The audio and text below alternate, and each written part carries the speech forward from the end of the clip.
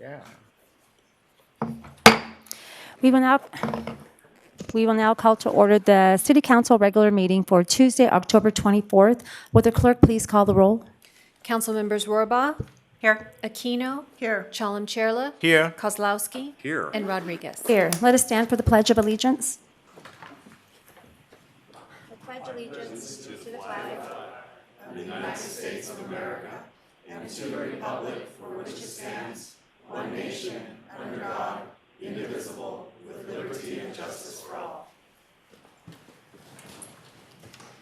Are there any agenda updates? Yes, good evening, Madam Mayor. There's an additional information transmittal for item 3 on tonight's agenda. A copy has been previously provided to you, and it is also available on the table in the back. Thank you. Will the clerk please call the next item? Your next item this evening is business from the floor. Thank you. Business from the floor is the public's opportunity to address the City Council concerning any item within the City Council's jurisdiction that is not on the agenda. Please keep in mind that the City Council is generally prohibited from discussing or taking action on any item that is not on the agenda. Public comments are limited to no more than 3 minutes. There is a speaker timer on the podium in front of you that will display the time you have remaining on your 3 minutes. We ask that everyone respect the 3-minute limit to ensure that all speakers have an equal opportunity to address the City Council. Are there any requests to speak? You have no request to speak under business from the floor. All right. Will the clerk please call the next item? Your next item is scheduled presentation, and the first scheduled presentation is a proclamation of the mayor of the city of Folsom proclaiming October 2023 as Hindu Heritage Month in the city of Folsom.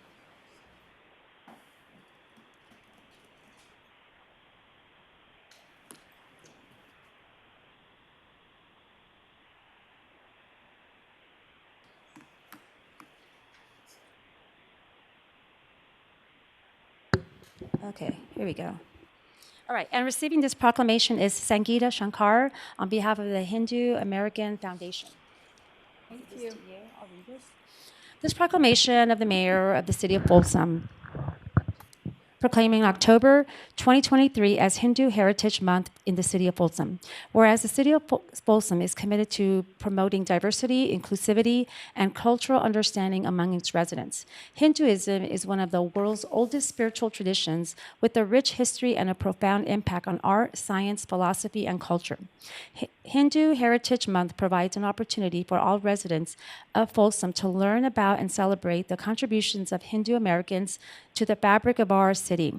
The month of October has been designated as Hindu Heritage Month in recognition of the importance of Diwali, the Festival of Lights, which is one of the most widely celebrated Hindu festivals and symbolizes the victory of light over darkness, good over evil, and knowledge over ignorance. The Hindu community in Folsom has displayed an important role in the development and enrichment of our city through their contributions in fields such as science, technology, medicine, education, business, art, and culture.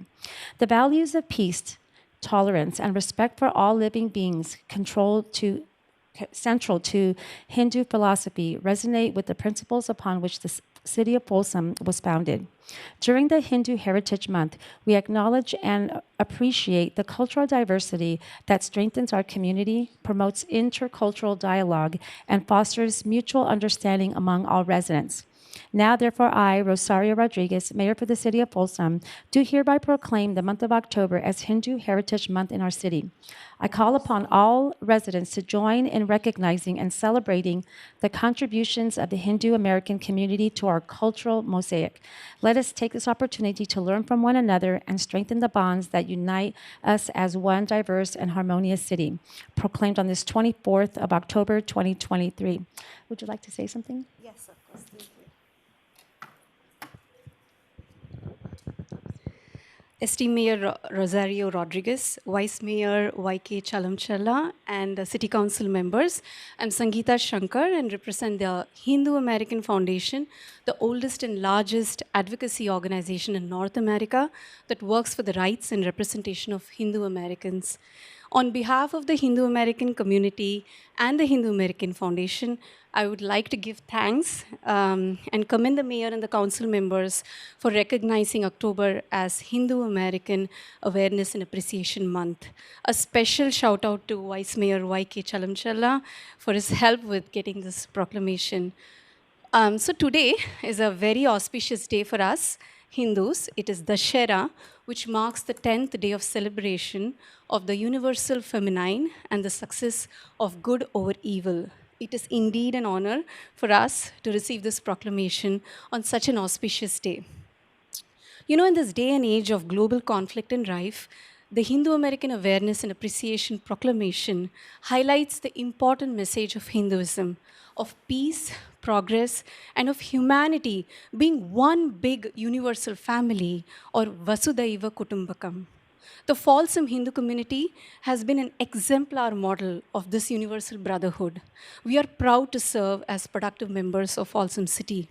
I have several members of my community right here with me who represent a wide range of organizations like Swadhyay, HSS, Seva, Chinmaya Mission, Annapurna Foundation, to name a few.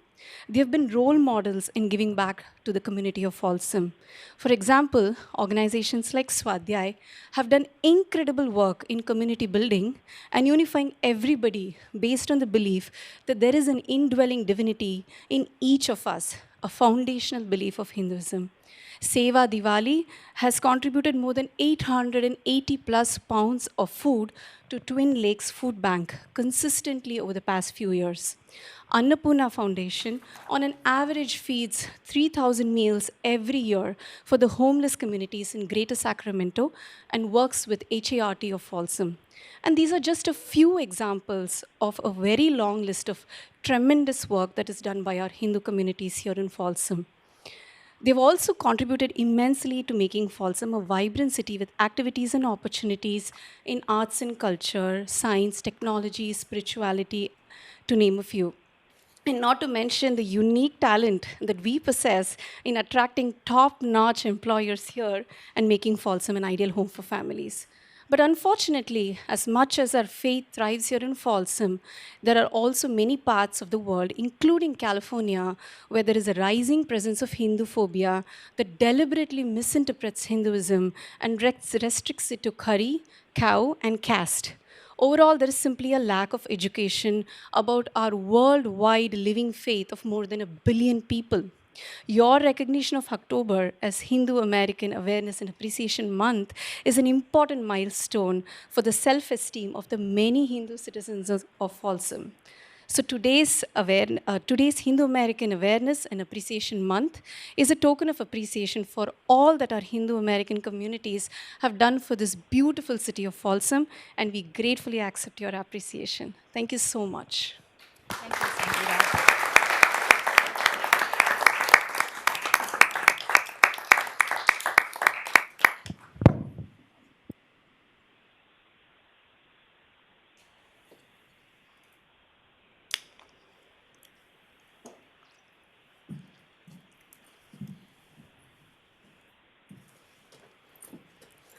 Okay, would the clerk please call the next item? Okay, your next item is item number 2. This is a declaration of the Folsom City Council reaffirming its commitment to promoting an inclusive, safe environment for all.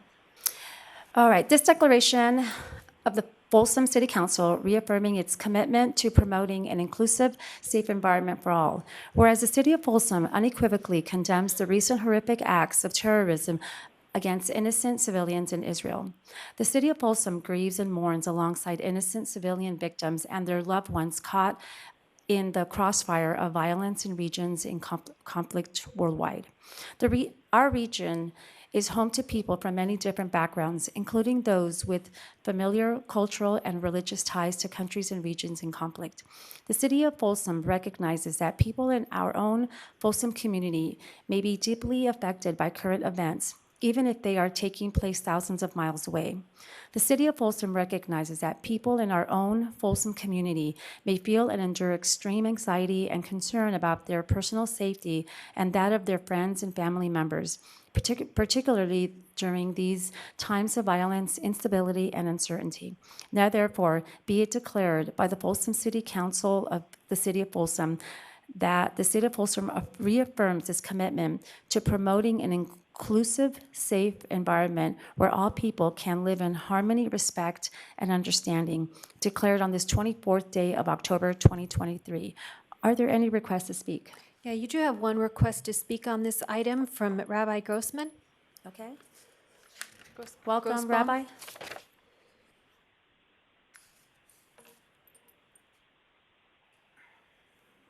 Good evening. Yes. Thank you for your declaration, and thank you for allowing me to share a few words. It means a lot to our community to have words of support shared from the City Council. It's not an event that's happening on the other side of the world. For many of our community, it directly hits close to home. Family members, friends. Someone just shared this morning that their nephew's classmate is one of the hostages that are still, over 200 hostages are still being held by terrorists. So it very much affects us in a personal way, and obviously as a Jewish individual and the Jewish community affects us because it's part of our people who are under attack. It's difficult for anyone to recognize if you're not part of the Jewish community because your experience is different and your background is different and your history is different. But for many of our community, growing up under the shadow of the Holocaust, there's a lot of echoes of those horrific events that played out in these recent terrorist attacks. And when various people in this country, in universities, in college, in schools, and in other places, try to trivialize the attacks and say that they're somehow legitimate because of some form of resistance, without making a statement on the rights or wrongs of the particular political positions. Terrorism, attacking innocent individuals, should be a simple thing to condemn, and we very much appreciate that the city recognizes that and condemns these types of these horrific acts. It's encouraging for the community. At the same time, it's a very disconcerting time for our community, and I'm doing the best I can to try and focus on positive things. I didn't invite anybody to join us tonight. I told people about it, but I didn't encourage anybody in particular to participate because it's very raw. It's very, very difficult for people to speak about it. And all I'd say is I'd encourage everyone in the city council and everyone that's here in the city to take your example and recognize that your Jewish friends and neighbors might be going through a very difficult time right now. There are people that are really concerned for their own safety, for their family's safety, not only for their relatives far away, but also for themselves over here. So take a moment and reach out and tell them that you care, and tell them that you are thinking of them. It'll mean a lot. Thank you. Thank you, Rabbi.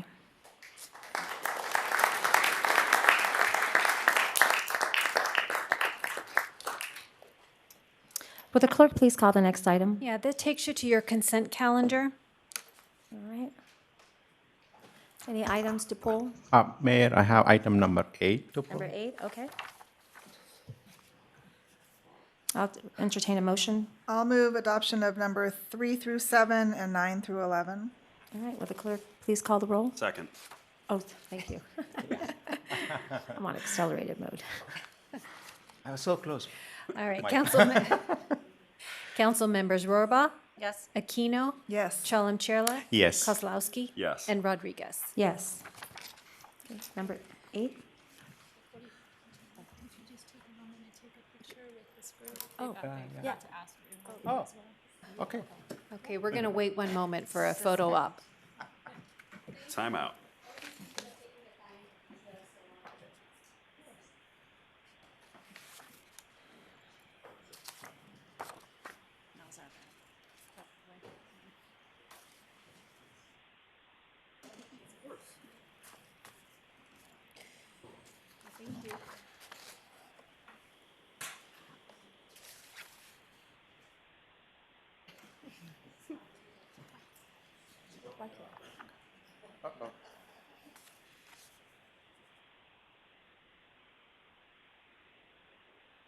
Where is White's Indian dress? Come on, White.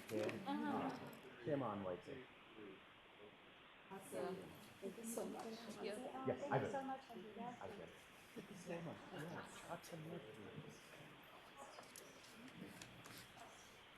All right, while the council is returning, the item that was pulled from consent calendar is item number 8. This is resolution number 11116.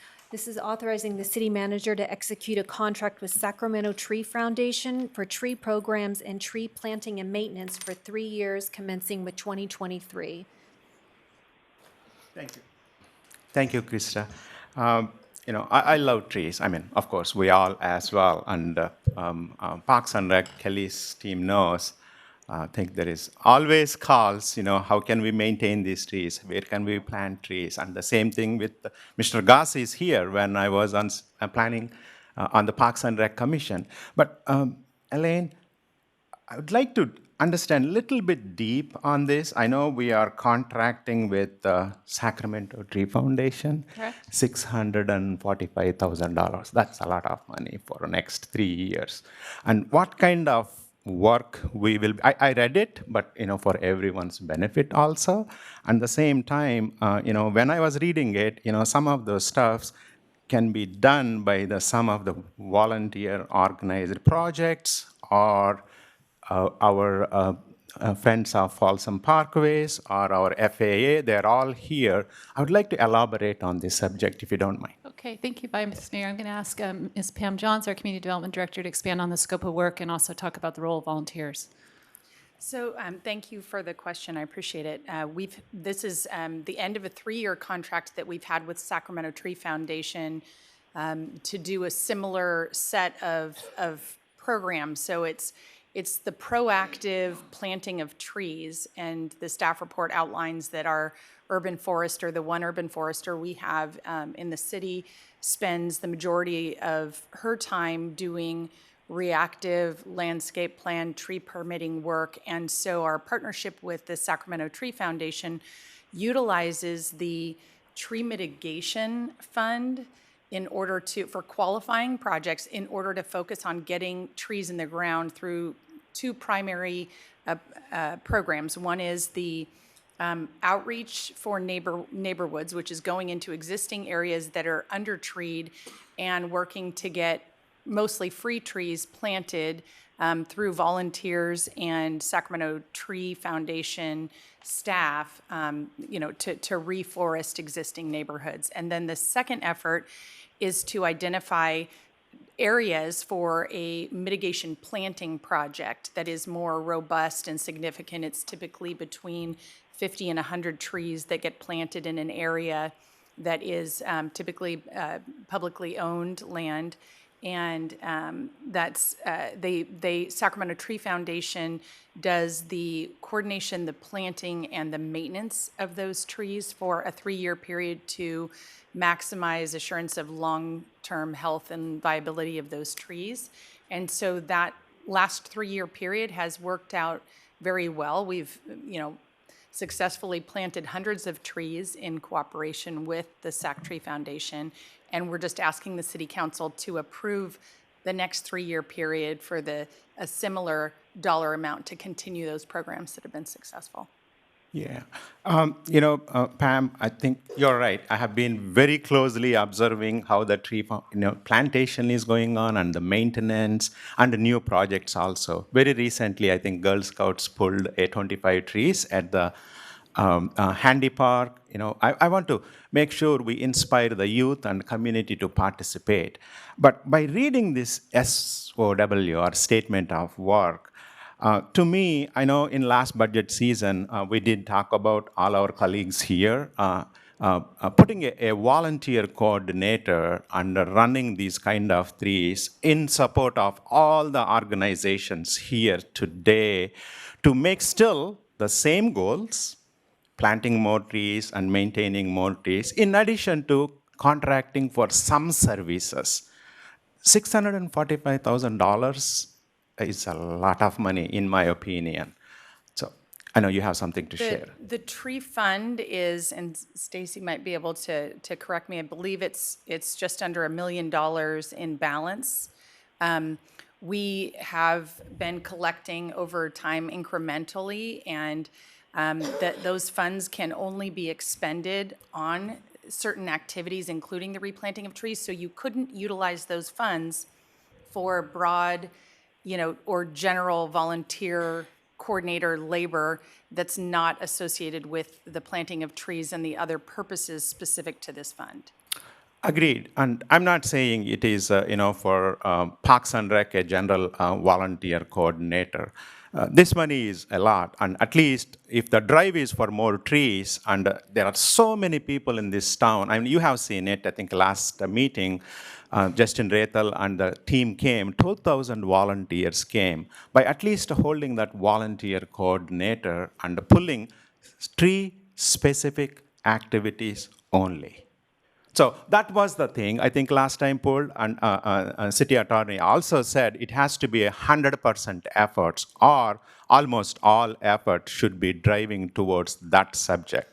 So in my opinion, I know it's just planting a tree. How about the fire department weed abatement is a part of that in the broader umbrella or not? Not knowing all the details. If it is just a planting and maintaining and we have $1 million, I think the city council has to relook into that and see what can we do to change the broader spectrum so that we can use for some of the ladder fuel activities going on. This is all part of trees. If the fire goes again, it's going to kill all the trees we have planted. So it's part of that maintenance thing. That's how I am thinking. But I want to let my colleagues also weigh in on this one right now. Thank you. So I have a question. This fund is in the operating budget, right? So it is in the general fund. So my concern. No, it's not in the general fund. It's a separate special revenue fund. Not in the general. So where Not did in the the general money? fund. It's in the operating budget in total, in your budget book, but it's not part of the general fund. Okay. Yeah, that is 226, right? The fund. Yeah. So again, I think probably in about 5-10 minutes, there is so many people here. They are coming forward to talk about the sales tax increase, and even before the sales tax increase, how effectively, how efficiently we can use, even though it is on my left pocket under a different type. What else we can do as this city council? That's my thing here. I love Sacramento Tree Foundation. If anybody is here from Sacramento, you guys are awesome. That's not my point here. How can we use more effectively that money by involving all the people are sitting here? So my recommendation is, unless my colleagues has any questions, move this one, put aside, and have the conversation what we are having, and bring it back with some other options. What else we can do with this money? How effectively we can use this money? That's my recommendation, to pull this off and push it to some other day. Yeah, it is very limited, so I can answer the question about weed abatement. It would not qualify under the funding program. Maybe if you can help, I know it's inappropriate to put you on the spot. What else besides planting and maintaining that $1 million we can use? What are all the other things? It's really about reforesting the city. So Yeah. you could use it for an urban forest master plan, for surveying.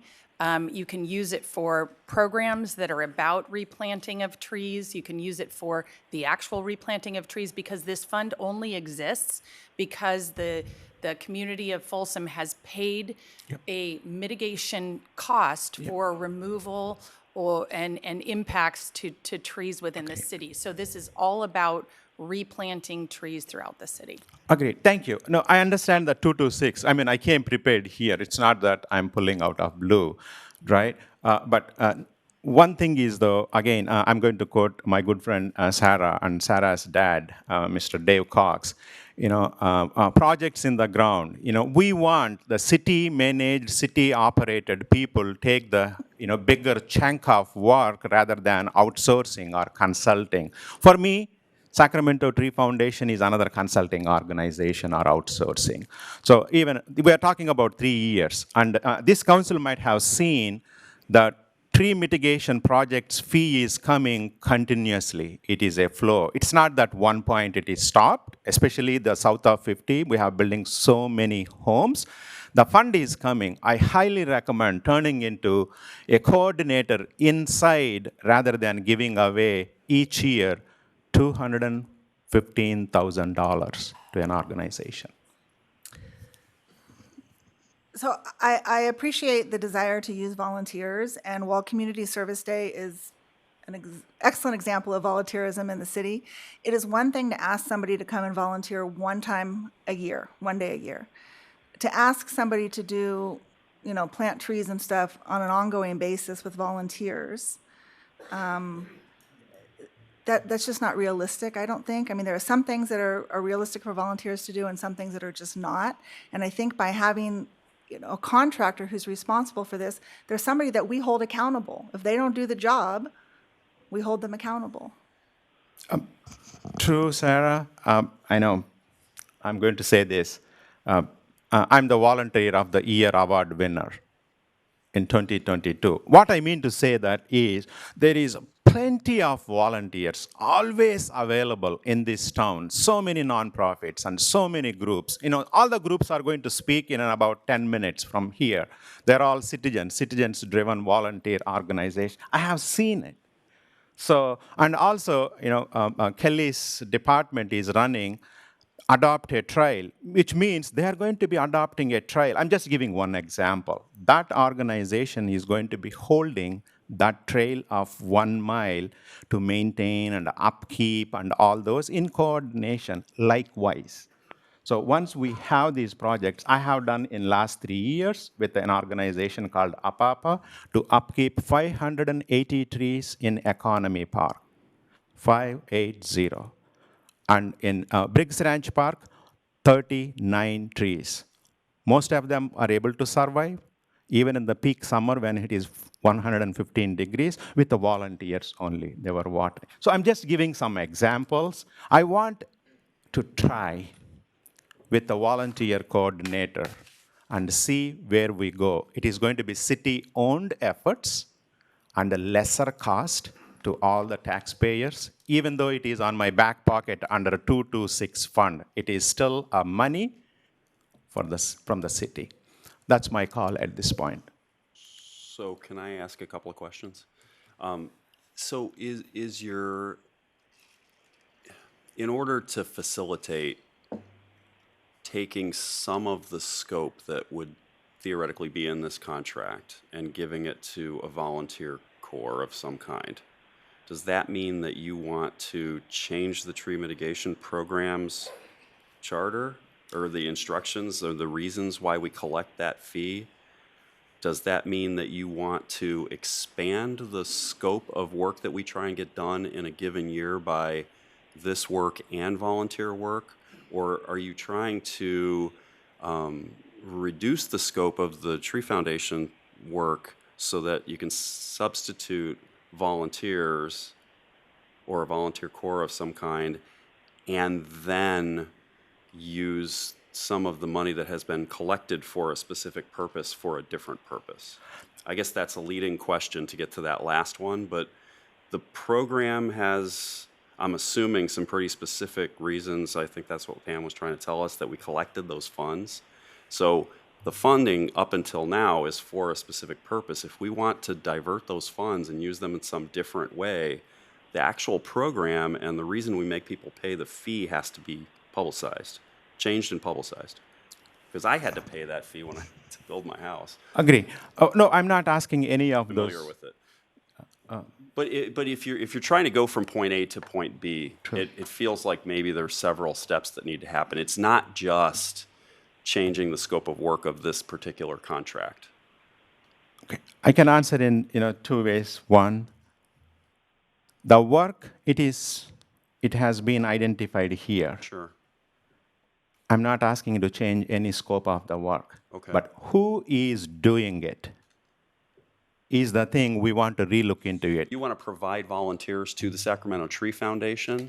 No, we will have our own team member in City of Folsom pulling the volunteer coordinators, executing most of the scope has been written here. Okay, so, but what I'm saying is that the reason you pulled this is because you would like the staff to change the scope of work that's going to the Sacramento Tree Foundation so that some of it is peeled off and given to a different group to execute, volunteer or other. Yes. To answer your question, yes. And Okay. you have another question, how we can use, that's $1 million. And how we can use these funds for others. Well, That's the question it for depends us. on how much scope you move. If you move $200,000 of scope outside of their contract, then you have $200,000 or $50 or $1 million. Yeah. I'm going to Stacy? quickly make it. I'm sorry, I'm not trying to muddy the water. I just wanted to make sure that I understood that you want, the reason you pulled this is because you want to reconsider what the scope of work is in the contract so that we maybe use some of those funds with a different resource. Stacy, Or we repurpose those funds to a future year, or we use those funds in some other way altogether. But if we use them in some other way altogether, we have to change the program because the funds were collected for a specific yeah, purpose. that was my question. Mayor, you have a question? No, I had a question there, but it just got answered by what Mike? Councilmember Kozlowski was saying. My intent is not to change the scope. Who is going to execute it is the only thing I'm debating here and requesting my colleagues to consider. Okay, so hypothetically, right, you have the $1 million, right, or have $1 million, right? You enter into a contract for some amount of scope less than what is here currently, right? Theoretically, that comes with a reduction in the price as well, right? So let's just hypothetically say it's $1 million contract with $1 million worth of scope. We peel off $200,000 of that scope. We give Sacramento Tree Foundation an $800,000 contract, and now we have the $200,000 sitting in the tree mitigation fund, which has to be used for tree mitigation activities. Theoretically, you're not paying volunteers to do that work, they're volunteering, right? So now what do we do with the $200,000? That's where I'm getting, because it's been collected for a specific purpose, and we need to change the program in order to do that. Yeah, it's my request, if, in the interest of time and here, I would like to table this item rather than just approving it. The only thing, Mike, the way I'm understanding the scope, Yeah. based on working on so many tree plantation and maintenance, except the arborist, whatever he's doing, I'm not aware of all those, great things. Majority of the work, the way it sounds to me, identify the location where we can plant more trees, coordinate with the parties, whosoever it is. For example, builder A, he's going to take out 5 trees, and where that's one. And the 2 is a planting, a maintaining. That's the majority of the thing I am seeing it here. Gotcha. And if there are any additional things where it is a specialist arborist or tree foundation must handle, I'm okay with that to contract with them. But that's not the way I'm reading this scope. That's all I'm saying. All right. I would just add one other comment, which is that we did go out and request proposals when we came up with this idea 3.5 years ago. And Sac Tree Foundation is a nonprofit with a vision and mission that are aligned with this, was pretty uniquely qualified and gave us a lot more bang for our buck as a nonprofit than any consulting firm that could provide one piece of it. So it was a much more, we got a lot more service and a lot more trees in the ground under their proposal than anyone else could touch. So it's been working well. Sac Tree Foundation provides this service in 3 other jurisdictions in our region, and they're pretty uniquely qualified to do it. So I don't know that we would have more success going back out and trying to find competitive bids to do more with less at this point. You could certainly change the contract amount, but I'll also point out that Stacy confirmed we have about $1 million in the fund. So just allocating 60% of that over a 3-year period, it will replenish, and those funds could also be the remainder funds could be appropriated for other special projects or efforts that the city wanted to do. This just keeps Sac Tree Foundation focused on reforesting existing neighborhoods and doing tree mitigation planting projects throughout the city. That's the focus. Yeah, it's not my intent to go out to look for somebody else. Sacramento Tree Foundation does awesome job, and I know Elaine is kind enough to give me. I did ask how many trees we have planted in 2022. 281. I do have that list here, and I did that research as well. And also, I went around and I looked at how the previously planted trees are. It's questionable. The survival rate, especially in last couple of years, the 115 degrees heat continues 10 times, and when the water pipe is not dropping the drip net at the root of the, I did check, I did provided that information. I put a 10 volunteers to identify. It's a passion for me, you know. Planting a tree is one thing, but maintaining and making them survive is another thing. So here is my point. I don't want to drag this too long. I think we can do that $645,000 worth of the money in a better use by tabling this and going back to the drawing board and see how we can do. I'm not proposing to change any scope. Who is going to execute that scope? So my call is to pull this out and send it back to the table. That's my motion. I support that, YK. I think you asking questions like this really shows the conversation we're going to be having in a couple, maybe an hour, about our sales tax. I mean, these are the kind of questions that we should be asking. Can we do things different? Can we be innovative to save money? Maybe this isn't in the general fund, but this is still money. Just because we have money in there doesn't mean we should always just spend it. So I think this is one thing that our residents question is, are we looking at these details and holding the city accountable? Not saying that there's anything wrong with this either, but I think if you feel like there needs to be more discussion around this and more creativity, I'm all for it, having a discussion. Is there any time sensitivity to signing this? Do we have projects that have to go this fall? We have our current contract is generally up right now, and so we would lose our staff dedicated person from Sac Tree Foundation who helps us with our projects, and we would have to see if they have somebody available to help us if we contracted with them in the future. In terms of projects, they have a maintenance obligation for the trees that are planted in the ground. There just wouldn't be any new projects until a contract is executed. Mm-hmm.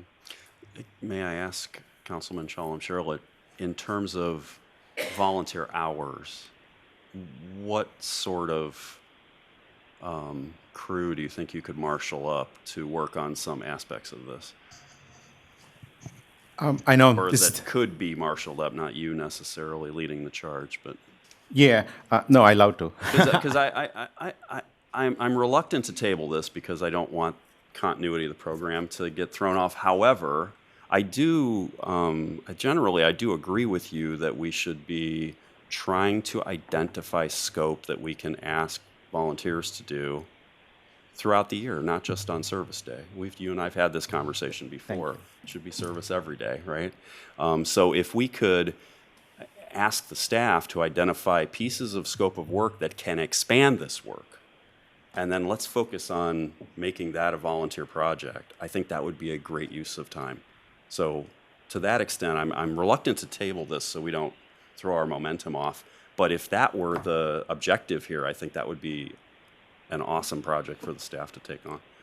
I know, I think next meeting agenda is already in review. I get it. My goal is to bring it back to the next meeting by working out and tabling it and see how it goes. That's mine. And coming season is anyway winter season. Rains are coming also. That's another advantage. But we don't want to lose the momentum. Winter season, we plant more trees. So bring it back in a next meeting and execute it and see what it takes. First of all, we have to agree whether this council is open to get that volunteer coordinator role from this money to run all these activities. That's first of all on us. I believe Pam said we cannot use this for, is that what you're? I think there's some nuance here. You could probably I can answer that have... quick. If it was specifically for Yeah. tree planting and replacement, you could use that. Yes, sir. However, the caution is to do a recurring cost of somebody you would have to let go if the funding diminishes is something that we've always been just cautionary with versus having a 3-year contract. If the funds are running low, you could just not renew the contract. So that's just something to be aware of. So we could. Here is my simple math on that one. I know we have $1 million out there sitting, and when we are going with a volunteer coordinator, we are talking $60,000 to $80,000. And test it out how it is going. I'm not saying that person is going to be right away on payroll, and the person whom Tree Foundation is bringing, we probably may find an equal or better person from our community, and test it out next 3 years how it goes. And the money is already flowing because we have new construction coming up on south of 50. Every tree has taken, which is protected one, they must pay several $1,000s. So the money is flowing into this already. That's my point. Okay, so This we have a- contract include the cost of the tree also? So if we were to bring this in-house and have a volunteer coordinator, then we have to go out and buy the trees?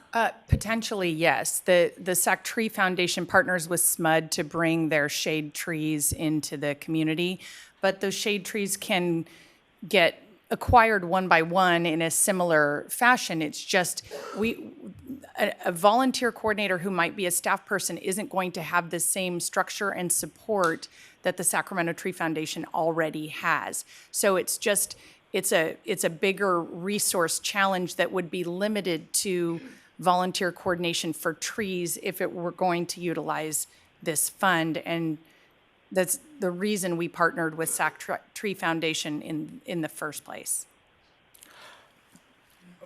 All right, so we have a motion and a second. Will the clerk please call the roll? And again, can you repeat just for the clarification, the motion? What is the motion? The motion is pull this off from this approval and have a conversation with the staff, bring it back with the soonest possible city council by relooking into the scope and involving a volunteer coordinator role in this one with some estimated cost and approving. All right, will the clerk please call the roll?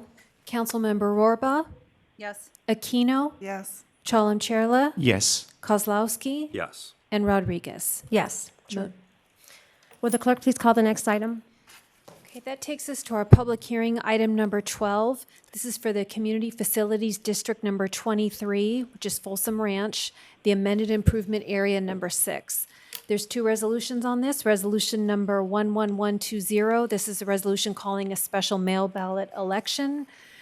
Resolution number 11121, this is a resolution of change relating to improvement area number 6. And lastly, you have ordinance number 1339 for introduction and first reading. Thank you. Good evening, Mayor, Vice Mayor, and council members. Stacy Tamani, CFO. Just have a quick presentation for you tonight. This is the next steps in completing the request from the landowners in the Folsom Plan area. This is to amend Improvement Area 6 within CFD 23. The landowners previously requested to form CFD 23 in 2020. The CFD includes 7 separate improvement areas. They're designated as Improvement Area 1 through Improvement Area 7. On July 22nd, an amendment to the rate and method of apportionment, known as the RMA, was approved to remove the maximum facility special tax rate for certain land uses. And now the landowners have requested to further amend the RMA for Improvement Area 6 to remove the maximum facility special tax rate from the remaining taxable land use category. In this development, you have 9.19 acres of multifamily medium density, 8.54 acres of multifamily high density, and 9.99 acres of non-residential property. This slide here shows the proposed change. You have the 31,836 right now in the approved maximum facility special tax. The amended maximum facility special tax for that category would be 0. And there are no proposed amendments to the services special tax rates, and there's no financial impact to the city's general fund related to this proposed amendment. Previously, on September 12th of 2023, this council approved resolution number 11102. That was the resolution of consideration to amend the rate and method of apportionment for Improvement Area 6. And now tonight, the recommended action is to conduct your public hearing, approve resolutions 11120 and 11121, and then introduce and provide the first reading of ordinance number 1339, levying the special tax. Thank you. Oh, just okay. Yeah. All right, so the clerk has notice of this hearing been given. Yes, as required by applicable law and prior resolution of this council, notice of this hearing was published once in the Telegraph on October 12th and mailed to the landowners within the improvement area on September 27th. Okay, so we are now opening a public hearing. The public hearing is now open. We will receive comments and questions and any protests from any interested persons. When all comments have been received, the public hearing will be closed. All interested persons or potential special taxpayers may approach the podium to testify orally or in writing for or against the aforementioned items. Yeah, you have no request to speak on this item. Okay, we will now close the public hearing. City Clerk, does a majority protest exist against the change proceedings for improvement area number 6 of Community Facilities District 23? Yeah, no written protests have been received, therefore a majority protest does not exist. Because there is no majority protest, the City Council may consider the resolution to call a special election with the district for improvement area number 6. So we would need a motion for resolution number 11120. So moved. Second. Thank you. Okay. Council members Rohrbach? Yes. Aquino? Yes. Chalem-Chierla? Yes. Kozlowski? And Rodriguez? Yes. Pursuant to the just adopted resolution, the election is now open and the clerk may conduct the election. Okay, so we have received the ballots. Okay. So, City Clerk, if you have received the ballots, please close the election and proceed to canvass.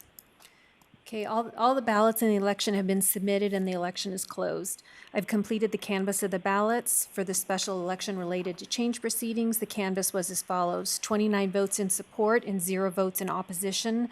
Therefore, the measure was approved by 100%. The council can now consider the resolution of change, which is resolution number 11121. So moved. Second. Okay, will the clerk please call the roll? Councilmember Rohrbach? Yes. Aquino? Yes. Chalem-Chierla? Yes. Kozlowski? Yes. And Rodriguez? Yes. Okay, and last but not least, we would take the introduction, a motion to introduce ordinance number 1339 for first reading. So moved. Second. Will the clerk please call the roll?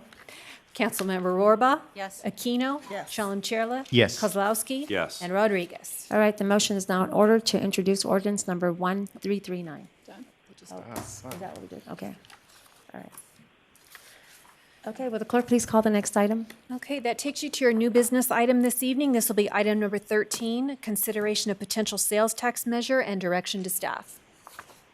Good evening, everyone, and I want to thank ahead of time Ms. Tamani, who's going to help run the slides this evening. I've served as your city manager for over 5 years. I've served in the city manager's office of Folsom for almost 19, and I've been in public service in general at the local, state, and federal level for almost 30 years. I've also lived as a resident here in Folsom for well over 30 years. I've seen a lot during these time periods. My time as city manager has been marked by unprecedented financial and worldwide uncertainty and challenges, and I thank all of you and prior city councils for continuing to focus on making tough yet fiscally prudent decisions that ensure our city's financial sustainability and ability to provide excellent services to our community. People choose Folsom over and over again to live, work, and play, and we as city staff work very hard to continue to meet and exceed our customers' growing expectations. As I've shared with this city council and prior city councils for at least 4 years, myself personally, we have reached a crossroads where we are projecting growing structural deficits beginning in the next fiscal year and increasing from here. A structural deficit does not mean we are in deficit right now. It means that looking forward, if we want to keep doing exactly what we are doing right now, we will be unable to continue to do so. How do you fix that? You either find an additional, ongoing, consistent source of revenue, you cut, or you do some combination of both. Tonight, I want to provide you with some definitional and background information for you, including what we spend our general fund dollars on and why. Hopefully do some helpful myth busting because misinformation travels fast. Explain why sales tax revenue matters, and offer some options for the council's consideration regarding a potential local sales tax measure. I will then seek the council's direction as to how or if to move forward. So tonight is about sales tax, but I just briefly wanted to first review our various sources of general fund revenue. And the pie chart you see up there depicts the various sources of revenue that come into our general fund. We're going to talk about property and sales tax a bit more later, but just briefly, going around the circle there, transient occupancy tax, or TOT as it is more commonly referred to, is that percent that's charged on all hotel stays in the city of Folsom.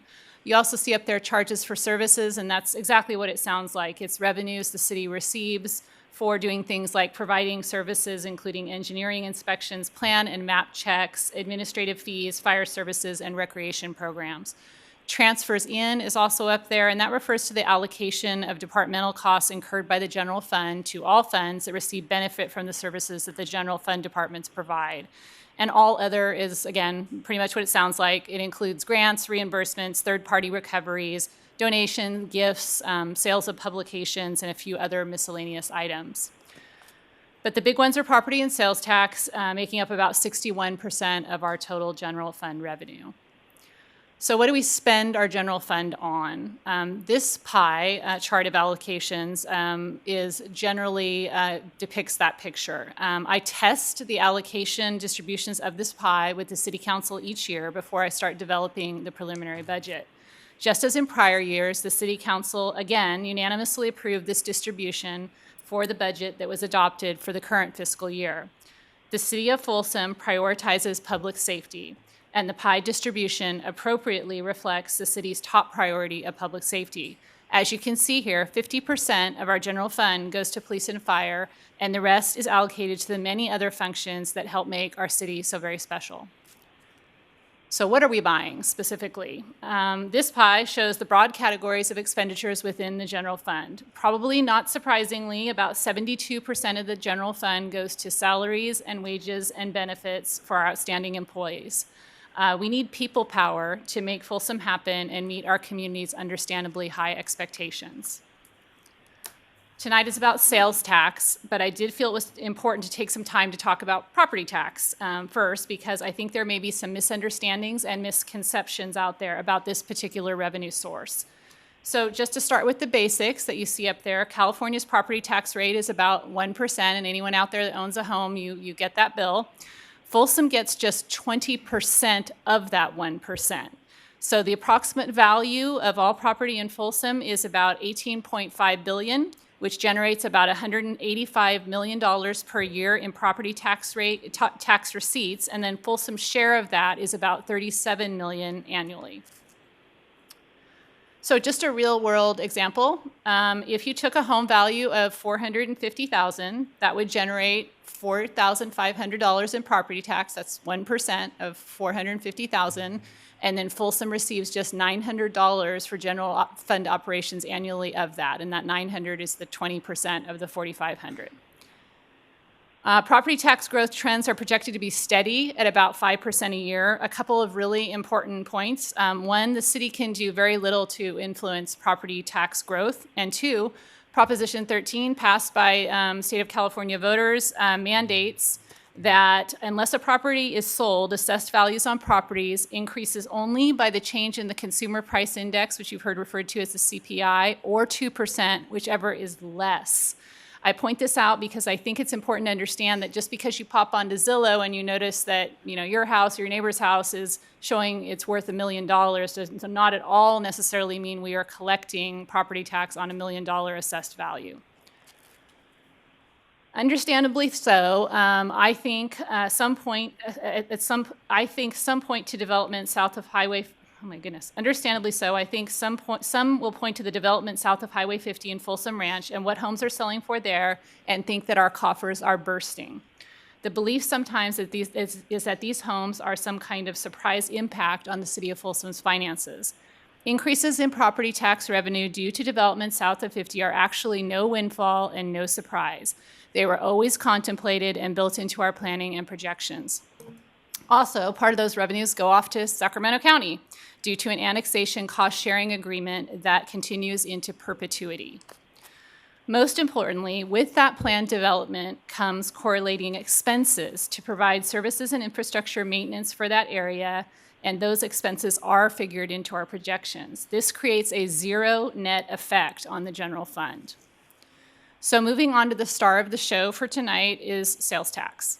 Folsom's cumulative tax rate on retail sales currently stands at the base rate of 7.25% of the purchase price, plus an additional 0.5% for Measure A, which is for transportation purposes, for a total of 7.75% of the purchase price. However, the City of Folsom does not receive 7.75% of the purchase price from each sale within Folsom. Instead, the tax revenue is allocated between the State of California, the County of Sacramento, other agencies, yes, finally the City of Folsom, and in the end, our share is about 1% of the purchase price. This means that if somebody spends $1 in the City of Folsom, we don't collect 7.75 cents on that purchase, we collect just 1 penny. There are approximately $2.8 billion in annual taxable sales in Folsom each year. That generates about $217 million annually in sales tax revenue, and Folsom receives about $28 million of that each year. So let's take a look at another example. For an average household making an income about of $114,000, they likely will spend about 25% of their income on taxable items. About 75% of that spending will actually happen inside the city, and that generates about $1,600 annually in sales tax for Folsom, within Folsom. And then the City of Folsom receives just $215 per year of that for general fund operations. So now to the main point of what we've been talking about for at least 4 years. Folsom's sales tax growth rate has slipped off the very predictable trajectory that the city counted on for many, many years. I want to make clear that it's not that our sales tax revenue isn't increasing each year. It most definitely is, but it is growing at a much slower rate than we're used to. Our sales tax growth rate averaged about 6% annually from fiscal year 10 through fiscal year 18. And since then, it's dropped down to a much slower rate of about 2.3% a year. That may not sound like a lot, but that's a tremendous change. So you can note up here the beige line on the graph, which depicts sales tax revenue, and note how it slips below the blue line, which depicts property tax revenue. And you can see, beginning in the early part of the graph in fiscal year 13 until about 18 or so, they were unified, just marching along, going up together, and then you see the sales tax revenue dip and its growth rate slow. So why is this happening? It's due to a combination of factors. As you'll see on this slide, it really comes down to what we buy, how we buy it, and how much we can afford to buy. So starting with what we buy. The steady trend is that people are moving away from purchasing things and more toward purchasing services and experiences which are not taxable. How we buy it. More and more people are turning to online sales for their purchases. This is not just a pandemic blip in Folsom. It is a very consistent trend that was already emerging well before the pandemic. It continues now, and it likely reflects the high-tech nature of many of our residents. How much can we afford to buy? We're going to talk about increased costs a bit later, but it figures into sales tax revenue for sure. The increased cost of services and housing erodes buying power for taxable goods. We don't see this trend changing. We can't wish it away. It's steady, and it must be confronted. The good news and the bad news about our sales tax revenue. The good news is that non-Folsom residents come into town and they buy stuff. An estimated 40% of our sales tax revenue is actually generated by non-residents. Also, we have a very diversified tax rate. We're not all in on one type of business, and that's really great. The bad news of sales tax revenue is that it is quite volatile. It is heavily impacted when we're in an economic downturn, and as spending trends continue to change, sales tax revenue growth is eroded. Why does the slip in the rate of sales tax matter? Well, it matters because our general fund expenses are growing at a faster rate, and we just can't keep up. As I've shared many times with the City Council, just to keep doing what we're doing right now is fiscally unsustainable by fiscal year 24-25 unless something significant changes with our revenues. That's structural deficit, and you see it right there. This chart has the blue bars displaying the general fund's projected total revenues for the current budget and the next 5 years, and the dark red line above it is projecting expenditures for the next 5 years. And this is expenditures without a cut in services. So this is what it would cost the city to continue to provide all the services we are providing right now. This projection goes out, as you see, to fiscal year 29, and by that point, we are projecting a $4.6 million funding gap. You might wonder what we've done to try to cut back. Over the last 10 years, the city has significantly reduced staffing levels. In fact, we've remained nearly flat for about 4 years now. All departments are doing more with less. We have used part-time or contract employees when feasible instead of hiring permanent staff.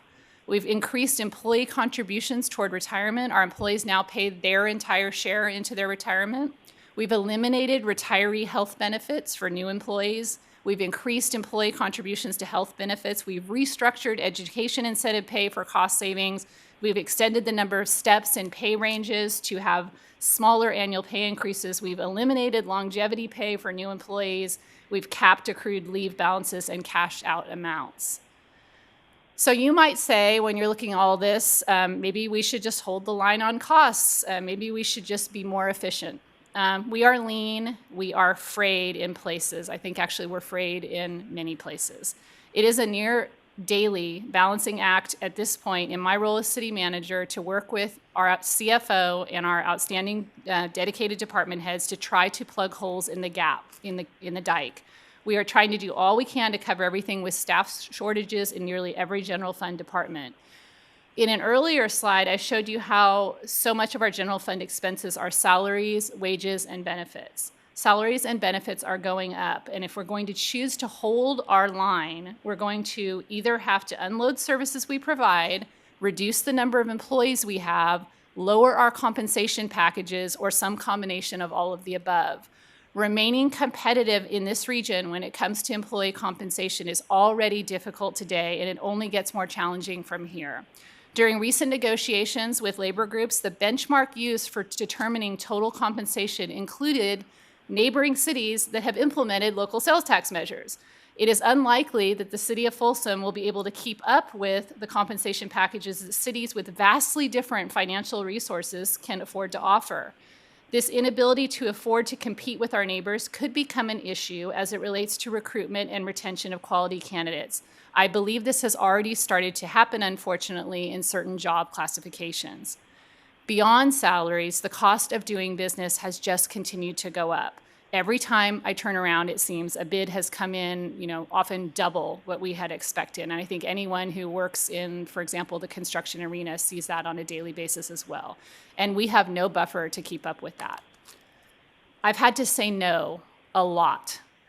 For the current budget year, department heads put forward about $15 million in general fund requests and asked for 29 positions, and they were being very conservative. We were only able to include about $1.99 million in requests, and that included $697,000 of capital costs that were actually paid by other funds. We were only able to recommend 4 positions for the entire city. There are positions that have been asked for over and over and over again in the budget that cannot be added. And these are not nice to have positions. They are positions we really ought to have. We deserve to have. Our community deserves to have. We have no reserve funds for individual departments or functions. We are not setting aside money for future needs like information technology, facility maintenance, parks maintenance, or facilities expansion, let alone setting aside money to think big or to roll the dice a bit on an innovative vision for economic development or community enhancement. We have almost no money to deal with surprises. I am having to shuffle resources and most typically plainly just say no to fixes unless they are absolute emergencies. Our once brand new facilities, parks, and trails are aging out and experiencing significant maintenance needs. There are almost no funds to take care of thousands of needs. Right this minute, just to give you a flavor, there is an iconic park that was built 30 years ago that I hosted many birthday parties at with my own children that needs all of the playground equipment replaced at a cost of hundreds of thousands of dollars. There is no source for that money.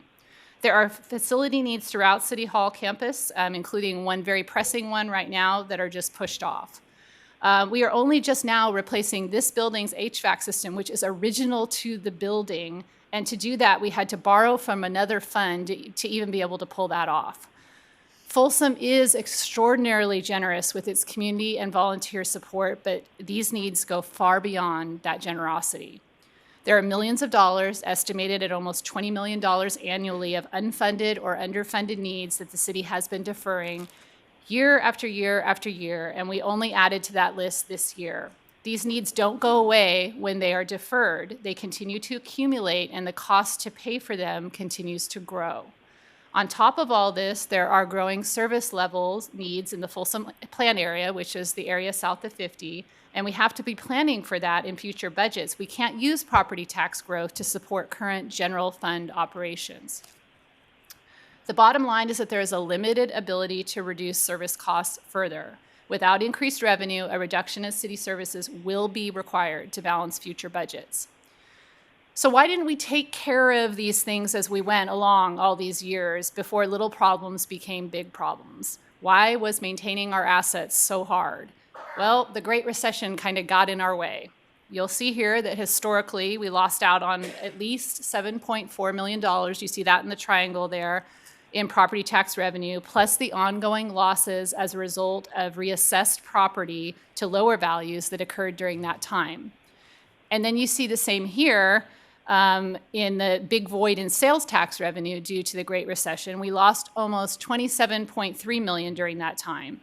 So despite a lot of good intentions and planning, we couldn't do the things we needed to do, and the needs only grew over time as our assets continue to age. That precious lost revenue back in recessionary times only exacerbates our more current revenue growth challenges. We do have a reserve, more formally called the unassigned general fund balance and more informally called the rainy day fund. The City Council has a financial policy that says that a minimum of 15% of the general fund budget should be kept for reserves. And once that's hit, the extra should first go into dealing with deferred maintenance. Keep in mind that as the city's general fund grows, so does that reserve number. So just as an example in round numbers, if you were to say our general fund was sitting at 100 million and you know you have a policy of 15% reserve, I think everyone here could understand that that would mean you would set aside a $15 million reserve. Then the budget the next year goes to 120 million. Your reserve is no longer complete at 15 million because it's now 120 million, and you do the 15% math of that, suddenly you have to set aside $18 million in reserves to meet the same reserve requirement. That's $3 million that you need to add to the reserve as your expenses are growing. So not only did you have to cover your growing expenses, but you also had to set funds aside to continue to maintain that minimum of 15%. It becomes difficult as a city is struggling to keep up with just funding operating expenses to also be able to add to the fund balance. And if you use fund balance in any given year, then the required additions in a future year to get back to your minimum are even larger and more difficult to achieve. All that said, you might think, well, this seems like a rainy day, and we have a rainy day fund, so let's just grab from that rainy day fund and fix this, and also buy some more stuff to take care of pressing needs. The city's financial policies say that prior to allocating funds from the undesignated fund balance, the city council shall find that an emergency or extraordinary need exists to justify the use of these funds. So sure, the council could do that. So the council would make a finding that there is an emergency or extraordinary need. From there, just for illustration, if no cuts are made and there is no new revenue source coming into the city, this is what will happen to your fund balance. The bars in blue show the current level of fund balance at 20.8%, and it drops to 13% by fiscal year 26-27 and down to 5% by fiscal year 28-29. The Government Financial Officers Association, GFOA, which we've talked about with the council before, actually recommends a minimum of 17% reserve. So alternatively, if the council were to use the fund balance now and just hack it off to get it to 17%, as displayed by the red bar, your fund balance would drop by 9% by fiscal year 26-27 and to 2% for about $2.9 million by fiscal year 28-29. This does not take into account using the fund balance for any recurring expenses. That would deplete the fund balance even further, and it does not project a recession, which would also have an additional negative impact. I do want to point out a couple of important points that have happened over the last few years that surprisingly have actually made us look better, our financial picture look better than it should have because of these factors. The first is that the city was able to take care of urgent capital expenditures and some economic development projects in the last 2 years due to ARPA, which stands for the American Relief Rescue Plan Act. And that's federal COVID-19 relief dollars. And that allowed the city to leave the reserve alone and still handle big projects. But ARPA will not happen again, to our knowledge. Secondly, the city was able to survive the Great Recession and the pandemic due to careful attention to replenishing the reserve over many years, plus other tactics that are no longer available to us. We are already anticipating a structural deficit and correlating use of the reserve, and that is without even contemplating the cost of a future recession. This chart here reflects the city's unassigned fund balance by year, and you see that in the blue bar columns. And then the unassigned balance as a percentage of expenditures is displayed by the red line. This is a chart we've shown to the City Council many times, and I know you're familiar with it. It goes all the way back to fiscal year '06, and I know there are city employees out here that lived through that time. And you can see that the city, you can see as it dips way down there, precariously low, you see the city struggling through the recession and using the reserve, and you see just how low we got. You can also see that on the trajectory that we are on, seeing operating deficits in each of the next 5 years, that adding to the fund balance at the same pace as expenditure growth will be difficult. So we will likely begin seeing the red line start to decrease as a percentage of fund balance.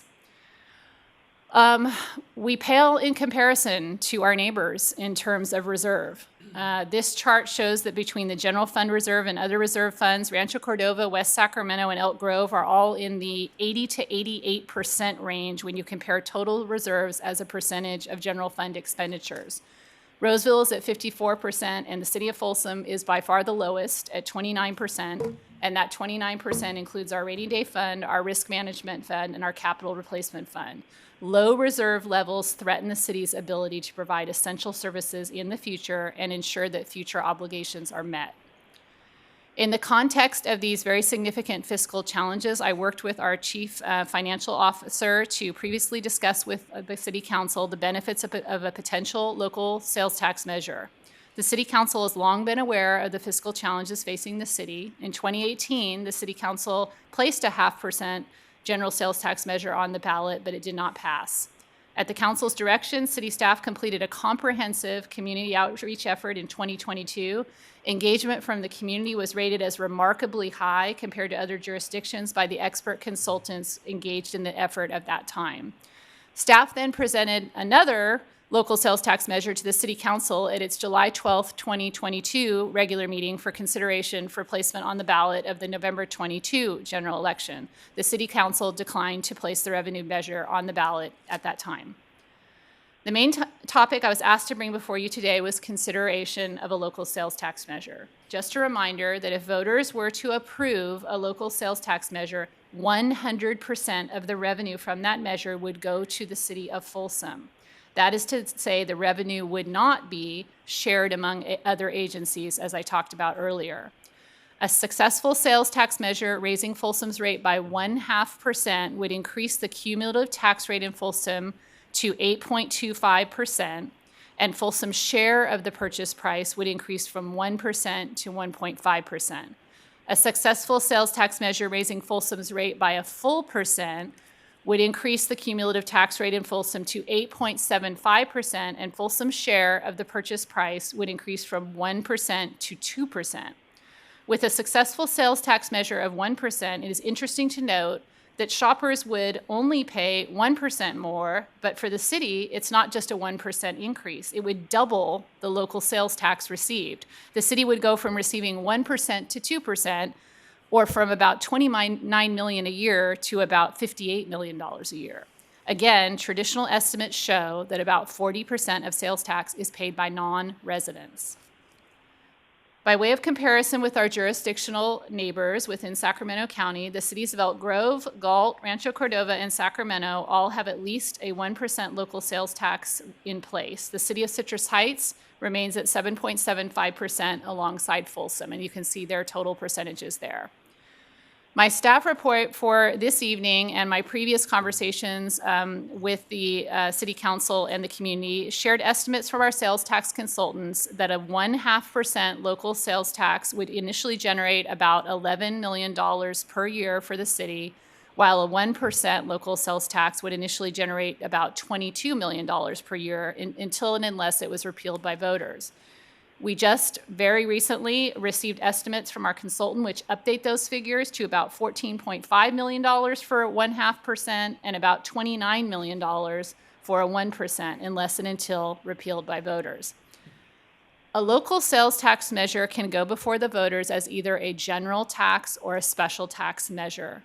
A general tax is any tax levied to fund general government purposes and which goes into the local government entity's general fund.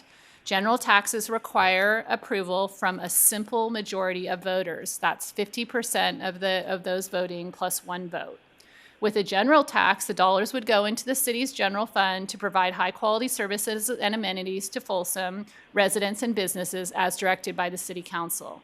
A general tax would allow the City Council to set priorities for the city, as it currently does every year via the budget process, provide resources to achieve goals set in the council-adopted strategic plan, retain maximum flexibility to address future city needs, help protect city residents from unforeseen crises or natural disasters, and be swift and nimble in providing high-quality services and amenities to Folsom residents. A special tax is just what it sounds like. It's any tax levied for a specific purpose. If revenue from a tax is earmarked in a legally binding way for a service like public safety, parks and recreational facilities, transportation infrastructure, and economic development, for example, it is a special tax. Special taxes imposed by local governments require a 2/3 vote at the ballot box for approval. The revenue from a special tax could only be used for the specific purposes laid out in the ballot measure, and using it for any other purpose would be illegal because it would thwart the will of the voters. As an example, if the ballot language for a special tax said that needs A, B, C, and D would be funded by its revenues, the council could not later decide in any given year that enough had gone to A, even if it seemed that every single need possible for A had already been met. So now it was time to shift to need Q. That would be impermissible. A special tax would benefit the functions and departments called out in the ballot measure, while other functions and departments would be left to use only non-special tax revenues that are not constricted. This could result in a fairly dramatic shift in how the city's traditional allocation pie is cut. You'll remember that pie from earlier in the presentation.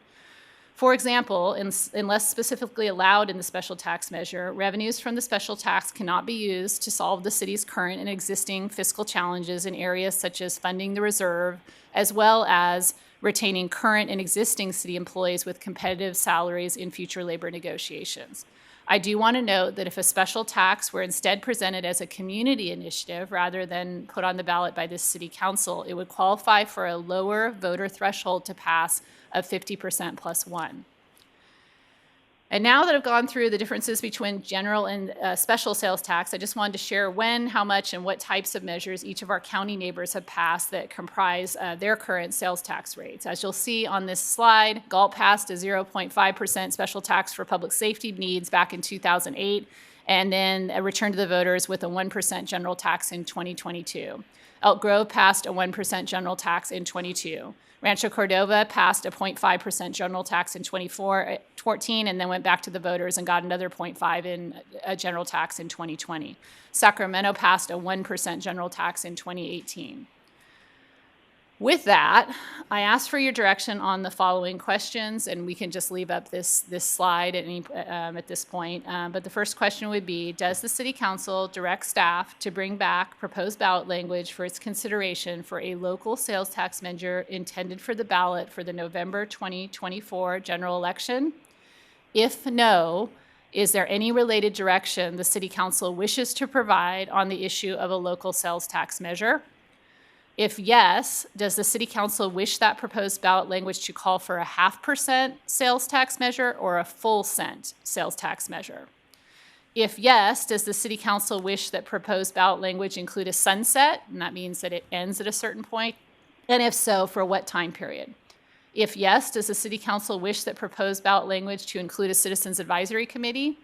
And if yes, does the City Council wish that the proposed ballot language to be in the form of a general tax or a special tax? If it's a special tax, what needs would the City Council wish to call out in the proposed ballot language? And that is my presentation for this evening, Mayor, and I will turn it back over to you. Okay, so any questions for City Manager? That was an excellent presentation, by the way. Good at delivering that message. Wow. Yeah, and can I just say that, Elaine, you did a really great job of delivering exactly what I think I've been seeing for the past 2.5 years on the council, and then another 2.5 years sitting in the audience watching and coming to city council meetings. And so I think the messaging has been, for me, it's a little disheartening when I see jargon out there that says we need to prioritize our budget, that we need to do better. And my response is, we've gone through this for the past 2.5 years, having really deep conversations during budget time. And if anybody has sat here in this audience during those budget sessions, we would know that there is very little to no wiggle room. So when I hear, you need to change things around, you need to hire more, and I think what I hear more is we need to hire more cops for the city. And my response is, if we say yes to more police, what are we saying no to? Because there's gonna have to be a give and take. If you're gonna say yes to, I heard 30 cops in the last meeting, which is equivalent to about $5 million. Then what does that mean? Does that mean we close the zoo? Does that mean that we close the library 2 days out of the week? Does that mean we close the Andy Morin Sports Complex for another 2 days? Something's got to give. It's so easy to say, prioritize your budget so that it fits the needs of the community. But then I've not heard, and this is how we should do it. This is how we should change those allocations. So this presentation today is very indicative of the reality of what is happening in our budget. So that's a great presentation, Elaine. Any other comments before we go to public comments? Okay. All right. So will the clerk please call the next item? Okay, we have 17 requests to speak on this item. So what we'll do is we'll call the speaker, and then we'll let you know who the next 2 speakers are so you can be ready. And once you start speaking, we'll set the 3-minute timer. So our first speaker will be Dennis Haglin. Dennis will be followed by Eli Smith, and Eli will be followed by Andy Morin.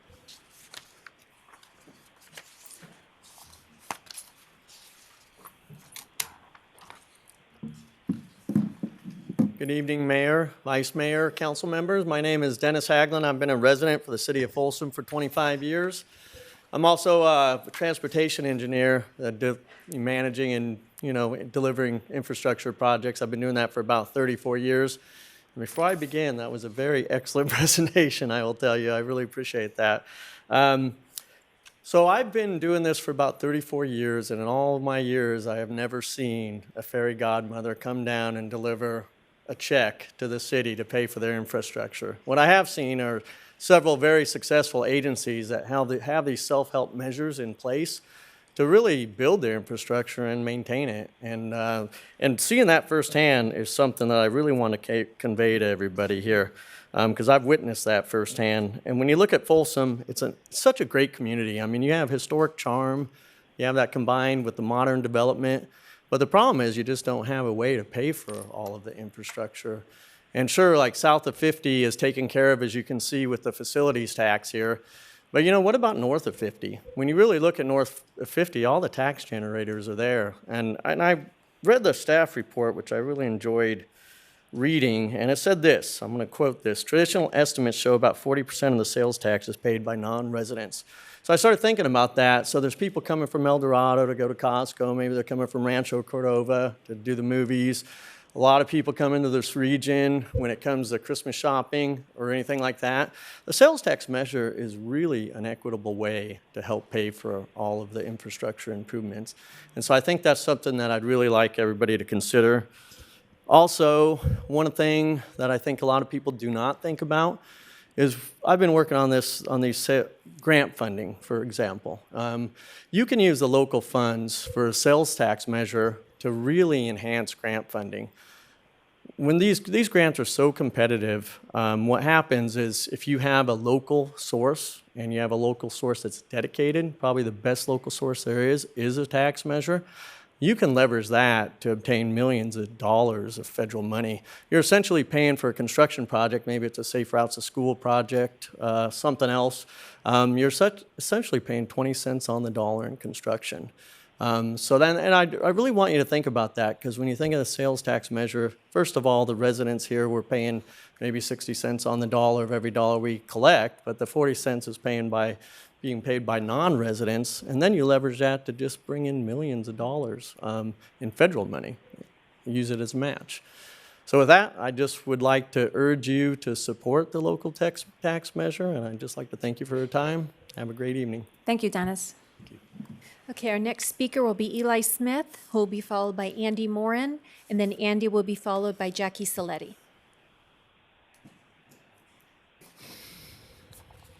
Good evening, Eli.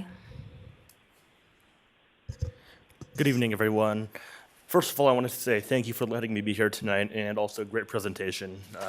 I was like, man, you had all of the things that I was going to say in there, so thank you. I wanted to start off by saying what a great place Folsom is to live. I've lived here for the past 25 years, lived here my entire life, have grown up here as a kid, have been immersed by a great community, been allowed to thrive, allowed a great education, and allowed to participate in a lot of different sports. Part of that has been me being allowed to participate with a lot of different organizations that cultivate great experiences for a youth and for the parents as their child grows, and that was including myself. So growing up, I played a lot of football, and I really wanted to come to you to share my to urge how I wanted you all to consider this the special tax initiative. Professionally, right now, I'm a community engagement professional for the latter part of a decade who has been involved with advocating for marginalized communities and building programming that has cultivated better lives of our youth and adults. I have seen firsthand the critical roles the city and states have played in supporting these organizations as well. And then when I see a department that offers endless opportunities for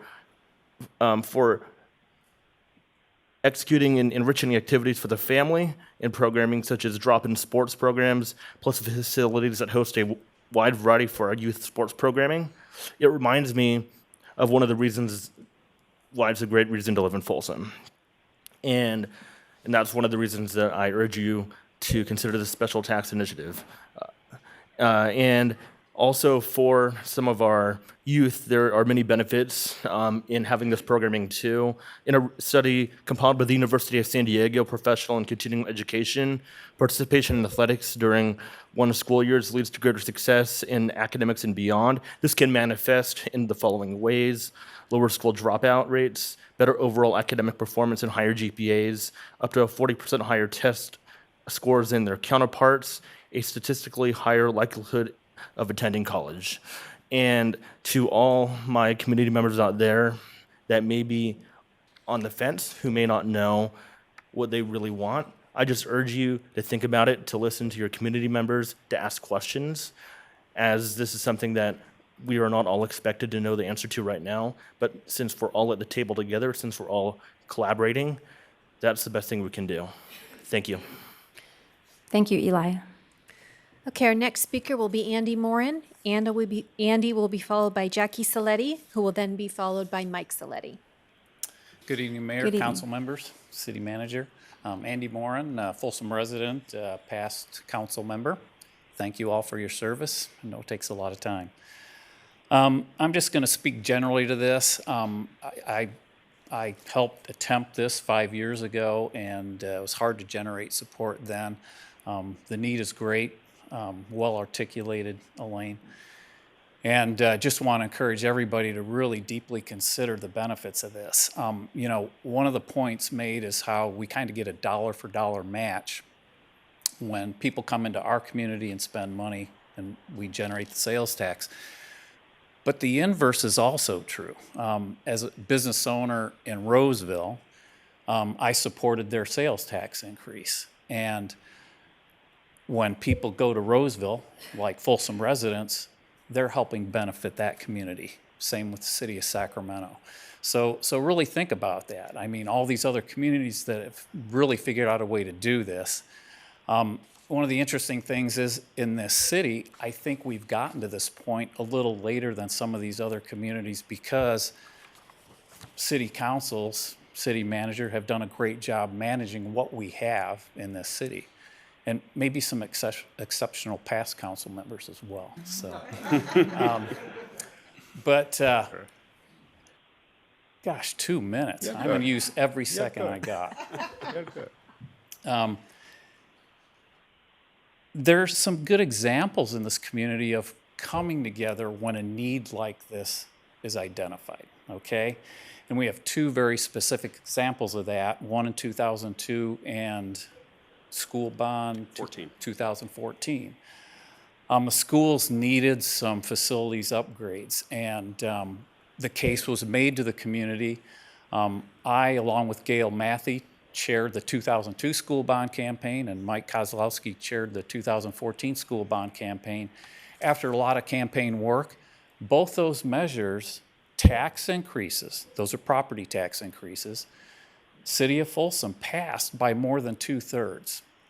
So don't fear this concept of a sales tax increase.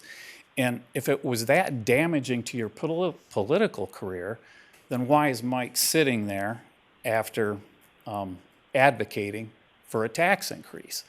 If the case is well made, well presented, this community can and will step up. So I just want everybody, the council, and you know, I think most behind me feel the same way. This isn't a tax, it's an investment. You know, that's the way I look at it. That's the way I looked at it with the school bond campaigns. The city council history in this community, especially the current city council, get them $10, $20, $30 million a year, it's going to get spent efficiently. We'll watch it. So I have no fear that this would occur. So with that, I will stop, so you don't have to tell me to stop. And again, just implore this council to find a way to unanimously support this, because it's very important. The communities that have passed this, almost everyone had unanimous city council support. So again, thank you all for your service. Thank you, Andy. And I'm 11 seconds You over. are. I'm sorry. You are. I had to do that. Madam Mayor, if I may comment, Jackie, come on up. I got a really thoughtful series of questions from Jackie by email that I haven't responded to yet, but I have notes to do so when we get to council talking time, so thank you. Okay, hi, thank you Good again, evening. it's me, I'm back. I hate public speaking, so I'm gonna try not to do my notes so I don't stutter. I appreciate your presentation, I thought it was informative, but for me, it was kind of confusing also. Not getting all the percentages against the dollars. If everything was in dollars, great. If everything was in percentages, great. I noticed when you were speaking about the 1% that we get from the County of Sacramento, how it wasn't that big of a deal. So is it going to be a big deal for another 1% from the citizens of Folsom? And it was hard to follow too when you did the values of the homes at 450. The value, it's like we valued everything a little lower when it came to our medium income is way higher than what was up there. The average house was way higher that was up there. For me, it's safety first. I don't care how you prioritize the budget, it's safety first. I'm with you, YK, sitting here thinking $650,000 for trees is a lot. Not knowing the ins and outs, it's a lot. You know, I haven't raised my prices in 3 years because of the economy. So for me, I'm opposed to a sales tax. I want you to prioritize the budget.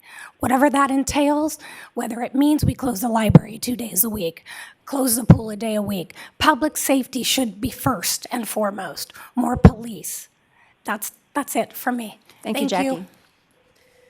Okay, our next speaker will be Mike Saletti, and Mike will be followed by Bruce Klein, who will then be followed by Dan Carson. Hello, everybody, Evening, Mike. again. I was going to ask Jackie to yield her time, but I don't want to be like, I don't want to be done. I want to be my 3 minutes. So a couple of things. Madam Mayor,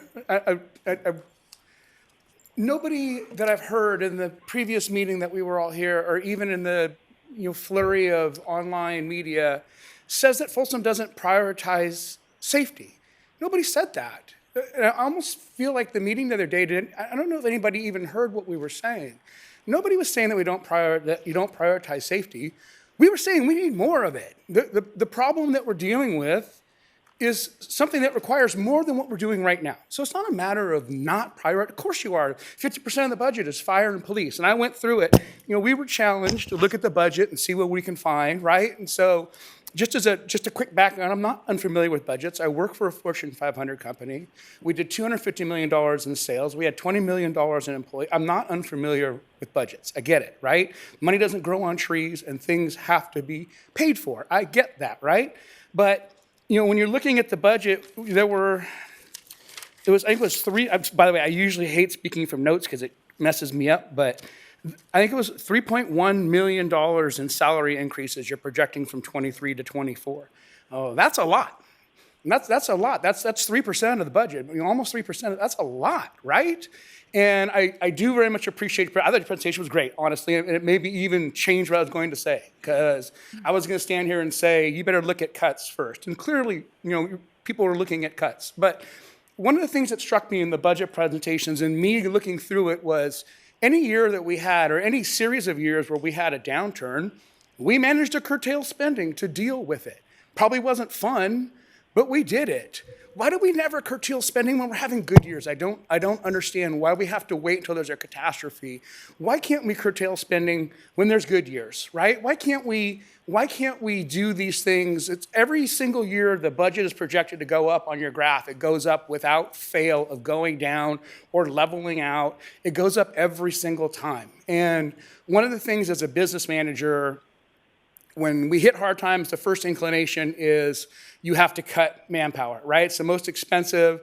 There's always unproductivity in manpower. The worst possible thing to do is raise prices, because raising prices lowers demand. Taxes are the same thing. The projection of increased revenue is based on the spending staying the same, and it won't. You know that it won't. You know that spending will go down because people, you just said yourself, people have less money to spend. Well, if you raise the cost of what they're buying through a tax, they're going to buy less. So the projections on revenue are probably not going to be what you had them at. And furthermore, I do disagree a bit with your projections on where revenue is headed. 2 of your base years are COVID years, and you mentioned that's not an impact, but it had to be. Sales tax is a huge part of restaurant business. They were closed for 2 years. Hotels were closed for 2 years. All of these things were closed, and no sales tax revenue was coming in. So I'm a little bit concerned that your 2 benchmark years are not reflective of where we're at. And then I didn't hear any mention of the thousands of new residents in south of 50 and all the high impact housing that's being put in all over the city. Everywhere I look, there is high density, high rise apartments going everywhere. You are raising the population here dramatically. Where is the projection of all these? I hear you. Where is the projection of all these new people and their increase in sales productivity? Thank you, Mike. Where is that at before we start raising taxes again? And I would love to, special use tax against law enforcement, to get some of these people off. Maybe people aren't shopping here because they don't feel safe going into the stores with some of the people that are here. Thank you. There's lots of things to think about. Thank you. Okay, our next speaker will be Bruce Klein. Bruce will be followed by Dan Carson, who will then be followed by Sally Callaghan.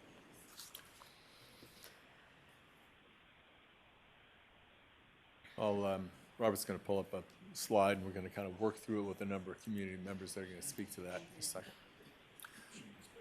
Mayor, Vice Mayor, members of the council, City Manager, Elaine, thank you so much for your very direct and clear message to the council and to the community. I know you've said this a number of times in your budget messages, and this council in its last budget had 10 pages on the budget that was adopted in May of 2023 that articulated exactly this problem. One of the things that stood out to me, Elaine, during your discussion is if we just keep doing what we are doing is absolutely unacceptable. Plain and simple. We will be at a deficit if we just keep doing what we are doing. And you'll hear from these community groups. We've gathered on a number of occasions over the last few months to discuss this very subject. Folsom is a gem, and we are a declining gem because of lack of resources, plain and simple. Your budgets have outlined clear, undisputed, and deep across-the-board problems. We have a great workforce here, absolutely fabulous workforce that cares very deeply. And Elaine, thank you very much for putting the slide up there about the efficiencies that the city has done over a number of years, back over 15 years ago. And that message, as it's conveyed to the community, will get them to recognize that, in fact, we have done these things. But when I say, if we just keep doing what we are doing, we are not doing the things that are necessary for the community groups that you'll hear speak. As we've met with these community groups and we've gotten deep into all the requests from the departments, et cetera, the gravity and the depth of the problems have become clear to all of our groups. And we are looking to a citizens measure, tax measure, a special sales tax measure. And I appreciate that you are also going to perhaps consider a city council one, and Robert can speak to that a little bit later. There are a number of groups that are here tonight, and I'm going to very briefly address police. I guess I get to be the police person. 30 seconds, Bruce. Okay, I'll try to do it real quick because they deserve a lot more. They have 3 former police chiefs in this audience and 1 current one. They can address all of these a lot better than I can. But the reality is our police force is at 12 officers less than we were in 2007, 2008. That is absolutely unacceptable in our community. We have half of the motor officers enforcing traffic than we used to. We have 30% less detectives doing detective work than we used to. Unacceptable, absolutely unacceptable. We need to be at least at the region average of 1.1, and right now we're at 0.95. Why? Because the resources aren't there. Whether it's your special tax, your general tax, or the citizens-initiated special tax, that is what it's going to take to solve these problems. Thank you. Thank you. Okay, our next speaker is Dan Carson, who will be followed by Sally Callaghan, who will be followed by Mike Lemberg. Good evening. Good evening. My name is Dan Carson. I'm here on behalf of the Folsom firefighters and the Sacramento Area Firefighters Local 522 Union. Elaine, I'd like to say thank you as well. That was a great presentation. I think it shows a lot of the deficits that we're in currently. As the fire department stands, we are here supporting a citizens tax initiative as well to gain funding for the positions that we've been asking for the last 15 years since the recession. Since then, we lost our engine 35, and we're currently the only fire station. Station 35, the one next to Walmart, is the only fire station in all of Sacramento County without a fire engine.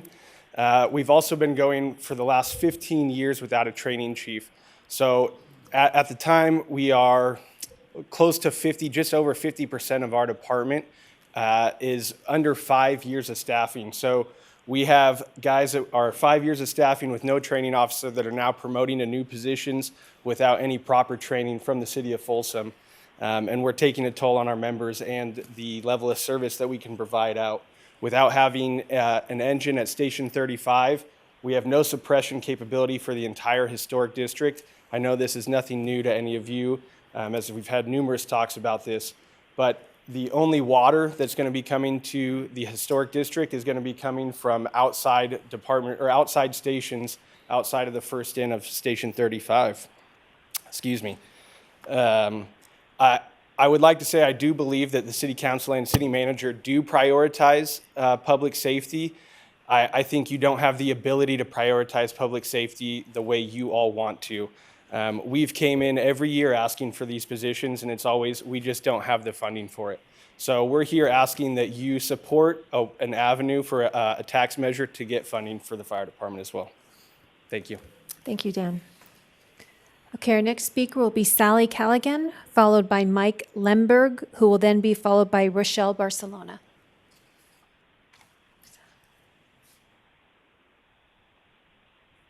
Good evening, Sally. Hi, I'm Sally Callaghan with Friends of the Folsom Parkway, and my colleague here. Sally, is- can you speak into the mic, please? Thank you. Thank you. My name is Sally Callaghan, and I'm here representing Friends of the Parkway, along with one of our youth members in our community, and I think it's really important, if they're willing to be here, that we listen to them. Hello, yes, thank you. My name is Max Hofstadt. I'm a senior at Folsom High School. Max, can you speak into the mic, please? Hello, thank you. I'm Max Hofstadt, a senior at Folsom High School, an active bike commuter, and I'm representing the Friends of Folsom Parkways. As a residents of Folsom, we are very proud of our environment. Our motto is distinctive by nature. On the official About page of our city, we boast about our natural amenities within the very first sentence. I say this because we pride ourselves on our nature and trails, but our recent funding does not reflect that. Our trails are starting to crumble, and the longer we wait, the more expensive the repairs will become. Safety issues are already arising with large cracks going down the trails. Shoulder surfaces are completely gone, as shown in the images. Mayor Rodriguez, you have mentioned before that Folsom residents' #1 priority is public safety, and I completely agree. And importantly, I think safe and reliable infrastructure is a big part of public safety. So an increased sales tax is essential, in our opinion. Thank you, Max. Besides being a friend of the Folsom Parkway member. Sally, can I have you speak into the mic, please? Thank you. Besides being Friends of the Folsom Parkway, I'm also a climate activist. We're not leaving the world in a very good place for our youth. And one thing that we have here in Folsom is already a beautifully set up trail system. We have the parks, we have the zoos, we have the street facilities, we have our police officers. And in order for our environmental priorities to remain as we've had them in the past, we have to put money into it. So I'm really, really hoping you guys have seen this trail. You don't need more pictures of this. I can tell you that I have to call a couple of times a year when it rains because we have a bridge that completely, about this big a hole, it just goes underneath and a person can fall into that hole when they're trying to go over one of the trestles. There's tons of things like this. Our animals use this as an environmental passage. We need to maintain these things, and I'm thankful for your budget presentation and obviously for your past interest. YK, I'm shocked. I've seen you at all of these Sacramento tree events. I've seen you there, and I can't believe that it appears to me the short-sightedness of a time when we are facing climate crisis, our trees are dying, and you're saying, let's pull in some volunteers when we need experts. Thank you.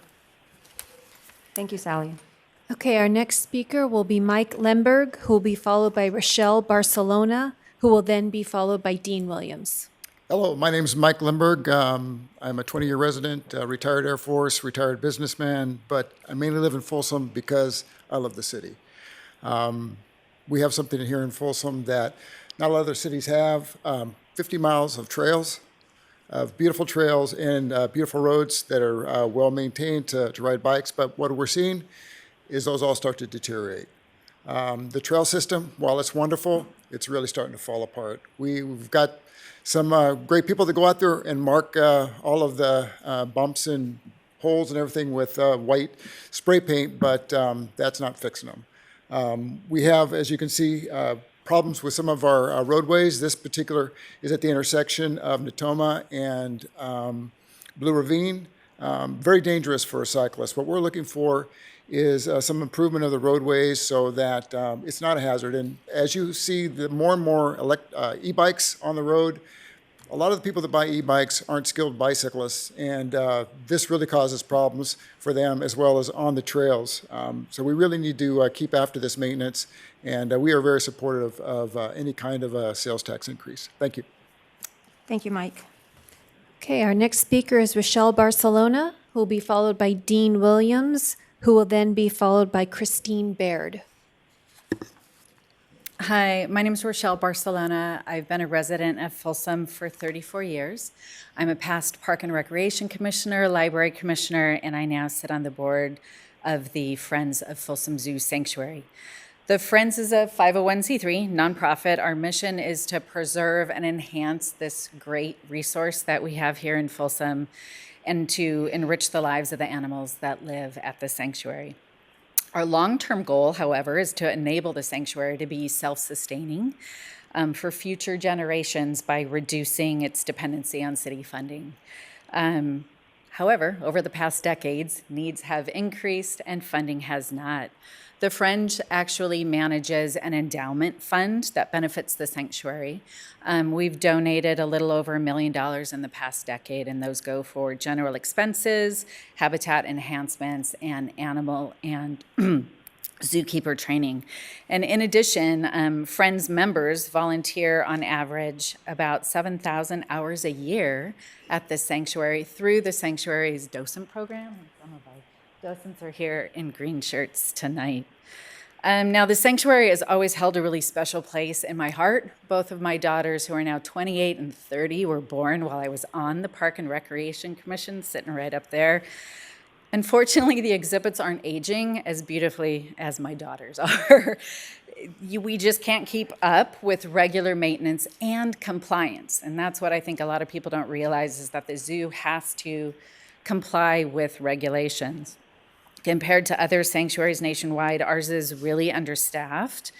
We're barely making do with fewer resources than we had in 2007, which is the last time that the Zoo Master Plan was updated. It lacks funding to ensure accessibility throughout the sanctuary, and it's in desperate need of a maintenance fund, which will increase safety and decrease risk. Our sanctuary is one of the few fish and wildlife partners that could take mountain lions, and because our exhibit is no longer compliant, we can't do that, and that exhibit will be shuttered once our elderly residents pass. The sanctuary brings revenue to the city. We want to protect and enhance that. We see about 120,000 visitors a year, about 40 to 50% of which are from outside the city, and they spend money elsewhere in town while we're here. I thank you for this wonderful presentation today. I believe that this city and everyone who works here in the council is doing the best they have with the resources they have. And I'm so thankful that you're now addressing this need and are willing to look at different ways we can address it. And as citizens here, we want to address it. And the Friends Board asks that the City Council unanimously support a residents' initiative to help fund city services, especially those that have become so synonymous with Folsom's great quality of life. Thank you, Rochelle. Okay, our next speaker is Dean Williams, followed by Christine Baird, who will then be followed by Ian Frazier. Good evening. Can you hear me? Yes. Good. First of all, excellent presentation. You did it well enough that I even got it, so I appreciate that. First of all, I want to thank you for have us the opportunity to come speak to you tonight. I know it's a difficult subject for everybody. The last person I would ever expect to be standing up here talking about a tax increase is me. But facts are facts and realities are realities. So my name is Dean Williams. I've lived in Folsom for 30 years. I'm here representing the Folsom Athletic Association and their board members. And we're here in support of the initiative to raise a tax to help pay for additional projects. A number of our board members are here, and some of the sports youth groups are here as well in support. FAA just briefly works with about 20 youth organizations in here, along with Parks and Rec, the city, Cordova School District, Folsom Cordova. We serve over about 7,500 kids and a good 10 to 11,000 voting parents. So just, let you know that. I've lived here for 30 years and spent 28 years doing youth sports from president of Little League to field manager and all kinds of fun stuff. But one of the things I've known over the years as it's grown is that Folsom has always had the reputation of having amazing fields and amazing amenities for youth sports. We bring in tournaments, and it's hard to watch as the fields are starting to deteriorate. And that's why we're here. We're not here to complain and gripe. We're here to help manage the situation and make it better for the community. We work with Parks and Rec and then them through the staff, and they do a great job with what they have. We have really good relationships. Our teams work with them, but if you don't have the money, you don't have the money. If you don't have the manpower, you don't. And we're starting to see that. And we've invested a lot of money in these fields over the years. The city has, the clubs have. And to turn around and see them falling apart is very sad. It also what makes the city good. It's what people like about Folsom and why they come here. We're ranked one of the top cities in the country to raise a family. There's a reason for it. And part of it is Parks and Rec, which is I'm talking about, but it's also the police, the fire department, our trails and everything else that we have. I hate reading notes. 15 seconds, Dean. Okay. Oh, yeah. So we're here. Our point is, we are asking you to help us, help you, help your departments, help us. How's that? Yes. That took me like an hour to think that one up too. So I'll get out of here. Thank you. You so much, Dean. Okay, our next speaker is Christine Baird, who will be followed by Ian Frazier, who will then be followed by Ryan Kahn. Good evening, Christine. Hi, and it's Christine Braid. Braid, thank you. Thank you. So, hi, I'm Christine Braid. I am the vice president of the Folsom Sea Otters, and we're part of the FAA. And I'm also a physician.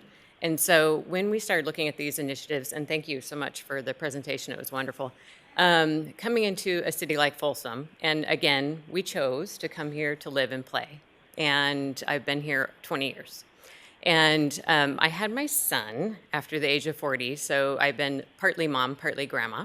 And I say that with a bit of jest, just because of my age. But I get to do all these fun things. And when we go and play in all the wonderful trails and facilities, the doctor part of me comes out. And I think of the safety. And, I see a kid trip and fall, and I have to treat them. And so then our fun day becomes my work day. So when I look at these things and all of the things that we want to do to keep Folsom this wonderful, beautiful city, I also think of all the safety. And I think that your job is incredibly hard, and you've done a wonderful job. And I agree with Dean. I would be the last person on earth to say, increase my taxes. But this is one of those times when I look to my friends and I look to my community and I say, this is what we need to do to keep our community wonderful.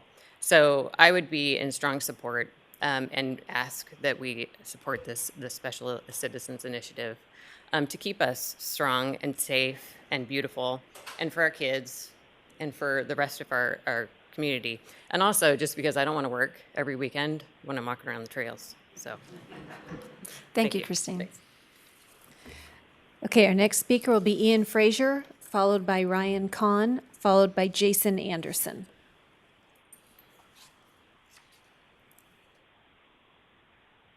Good evening, Ian. Good evening. Thanks for being here.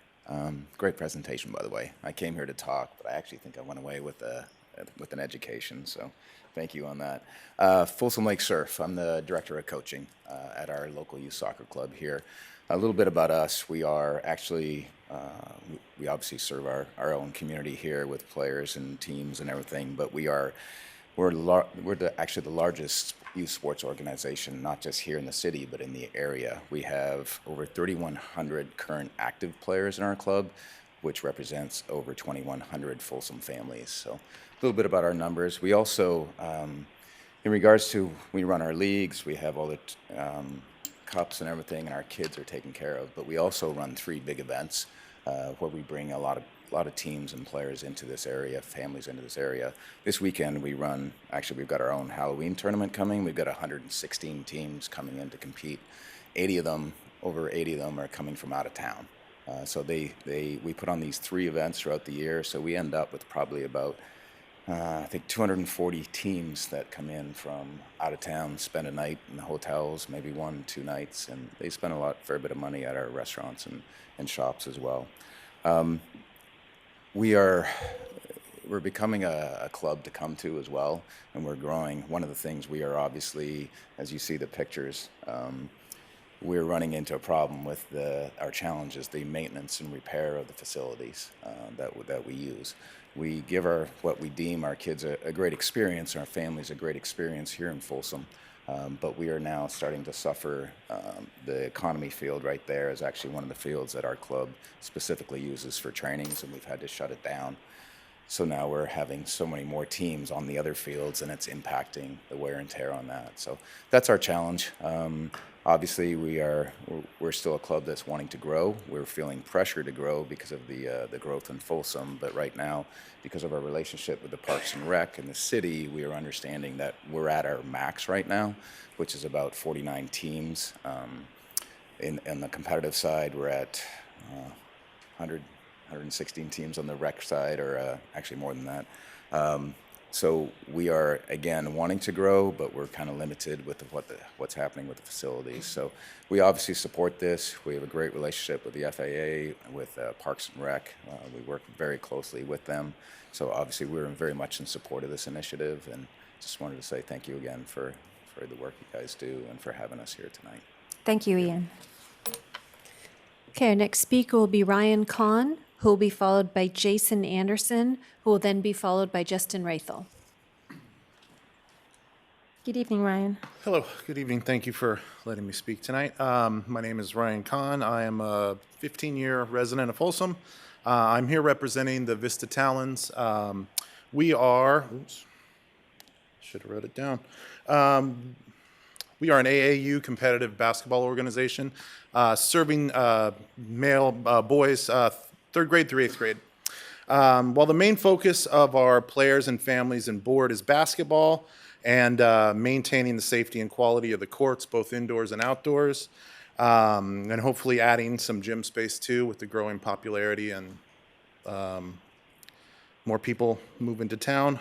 Space is limited, but our athletes also play pretty much every sport there is: soccer, baseball, swimming, football, flag football, you name it. And as a board, we want our athletes safe no matter where they're at. And we know that maintaining fields and gyms and space is a financial commitment. And based on what the FAA has presented to us, we are in favor of supporting the sales tax incentive. And we're asking that you guys consider that as well. Thank you. Thank you, Ryan.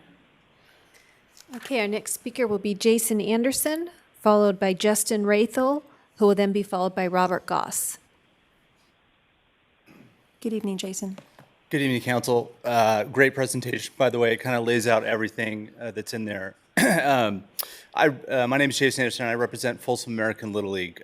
We are a league of about 700 kids, which includes ages from 5 all the way to 15. We're unique, and we have a youth umpire program as well, which allows the youth after they age out to come back and umpire games as well for us, and that really teaches them leadership skills, problem solving, and all the things that you can imagine go with umpiring a baseball game. And they make a little scratch for that as well too. So definitely super involved with the community, and we have a very proactive relationship with the city on maintaining the fields that we have. We continue to grow. We will need more fields as time goes on. Our teams are very competitive, and they love baseball. This year, we fielded 5 all-star teams, which compete regionally against Roseville, Hangtown, all over Sacramento. One of our teams won the district championship, and one of them made it to the championship. It was a huge accomplishment. That can't be done without all the volunteer support that we get from the community as well as FAA. Safety is a huge part of what we do. We try to provide a safe environment for the kids. We have a good field relationship with the city as well too. We take care of a lot of stuff that they can't get to. They are very reactive, and that is not by design. That is by the resources that they have to work with. I believe that this sales tax initiative will allow them to be proactive and not only allow them to maintain what we have today, to continue the great programs that we have, but potentially allow us to grow the program further and make it even more special here in Folsom. So with that said, Folsom American Little League definitely supports a sales tax initiative, really focused on a residents special tax is what we're communicating tonight. Thank you. Thank you. Okay, our next speaker will be Justin Rathel, who will be followed by Robert Goss, who will then be followed by Doug Scalzi. Good evening, Justin. Good evening, Mayor, council members.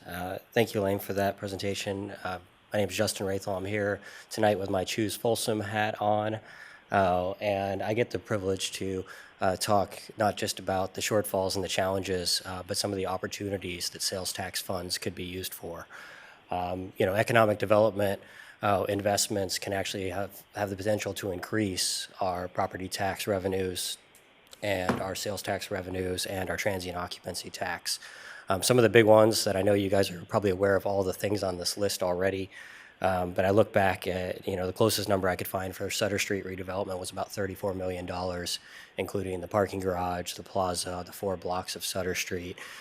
Not sure my number is entirely accurate. That's the best I could find. But then I look at the Central Business District, the River District Master Plan, potentially a need for a Folsom outlet redevelopment in the future. These parcels are all bigger than that, right? And I look at the $34 million that was spent almost 10 years ago. I think those numbers are probably bigger with these projects that have significant opportunity and could provide significantly more revenues to the city if redevelopment funds were invested in them.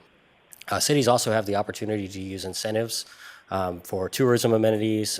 One of the reasons our sales tax has flattened is because other communities throughout California have used the brilliant point of sale tactic to locate point of sales within their own communities to increase their sales tax based revenue. If we had some funds available to incentivize that, then we could also be in that boat to do that. So I won't go through the rest of the stuff here. We'll go on to the next slide. Thank you very much. The other part I just want to emphasize is that we have some major capital investments, and I think, once again, you guys are aware of all the things on this list, but we're looking at northwards of $100 million, maybe $150 million in order to do this. Obviously, we can go for state and local matching funds, or state and federal matching funds, as many people have mentioned, but we do need those local dollars to be able to compete for those grants. The Empire Ranch interchange is a high priority. These don't, these get worse year after year after year. They don't ameliorate. The traffic as we build out south of 50 is just going to get worse. As we do infill development, it's just going to get worse. So eventually we do have to make those funds available for the Empire Ranch interchange. Roebury Crossing's not in here. We have the Southeast Capitol Connector. I know the police department is in need of renovation or expansion. These are just some of the projects that are talked about in the community that definitely need funding going forward. And I'll use my last 19 seconds to say we shouldn't present a budget showing a structural deficit going forward. If we don't identify a new source of revenue, I would ask you guys to really consider looking at creating a 5-year budget that shows how you're going to balance it. If you don't do it with revenues, the city manager is correct. You have to do it with some balance of revenues and expenses. So show us how you're going to do that, please, because I think it's only fair for the residents to know that we're on solid footing going forward. So thank you so much for your consideration tonight and for making this very hard decision. Thank you, Justin. Okay, our next speaker will be Robert Goss, who will be followed by Doug Scalzi, who will then be followed by Sam Spiegel. Thank you, Madam Mayor, members of the City Council. I appreciate the time. Everybody's appreciating your presentation, Elaine. It was fantastic. The kind of data that this community needs. I'd also like to say thank you to all the groups that have joined in this effort. This presentation that you see tonight represents literally hundreds of hours of meetings, many of which you have been in with us, trying to dig down and understand this at the community level, and then come to you with our strategy, because we are quite concerned. I wear a lot of hats in the community, just being a retired guy now, but I'm not very good at that part. But I'm here now to be the charter member of the Friends of Pipes and Pavement. And Dennis, I'm nominating you to join me on that. Roger, you can too, right? Somebody's got to speak out for the problems and shortcomings in maintaining our street system. We all use it. The streets, the sidewalks, the signals. We've got to have the signage. I mean, how many bridges do we have? I mean, I don't know. It's dozens of bridges beyond the parkway bridges, dozens of bridges, and there needs to be inspection and maintenance of those. We need to use intelligent transportation system management to help make this flow better. We're already doing it, but we need to make sure it's ubiquitous throughout the city. And through this process, we're learning really, frankly, scary and frustrating things, that we get continual unfunded mandates that your Public Works Department is going to be faced with. And then there's water quality, the storm drain system. We all need that too. I mean, our community is crisscrossed with creeks, but flowing to those creeks are all the gutters and the pipelines that then drain into the creeks, that drain into the American River and Lake Natoma. We've got to maintain that, and it's an emergency response process as we understand it now, and it can't be that way.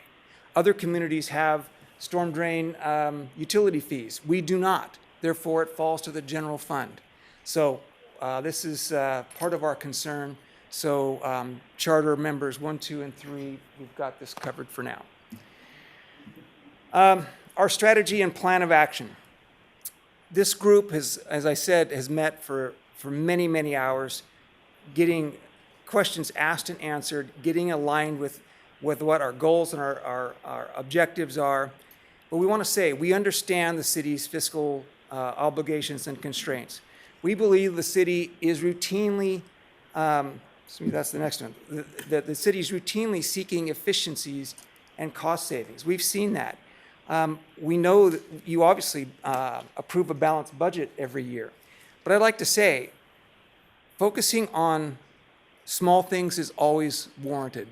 Okay, the nickels are valuable, but we're talking about tens of millions of dollars of a problem today. There's no crazy budgeting going on. There's no hiding of revenue or reserve funds. Bruce and I have collectively over 50 years in municipal government. We know how to read the budget. We know how to ask questions to understand this. We are satisfied. We have communicated that to our group. As Bruce said, the current funding level is not adequate. Moving forward, it just gets worse. So it's not adequate today. We believe that city staff is doing its best. The needs exceed the resources that they're provided. We believe the city is missing opportunities. We cannot really play in the world out there to grow our property tax base with the innovative companies, the job generators, or the point of sale businesses. And we are encouraging you, the City Council, to support what we're up to here. So our proposal that we're working ahead on is a citizens initiative of a special sales tax for the 2024 general election at 1 cent.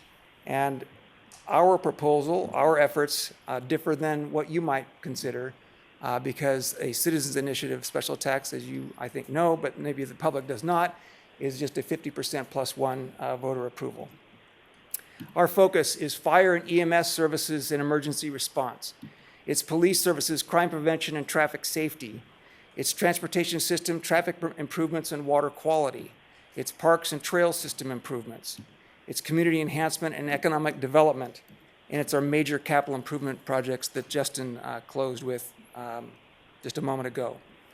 So our request of you, please provide direction to staff to engage in a public education campaign, and the city manager's presentation tonight is the first and maybe the most robust thing, but there are going to be more questions asked that are going to need answers.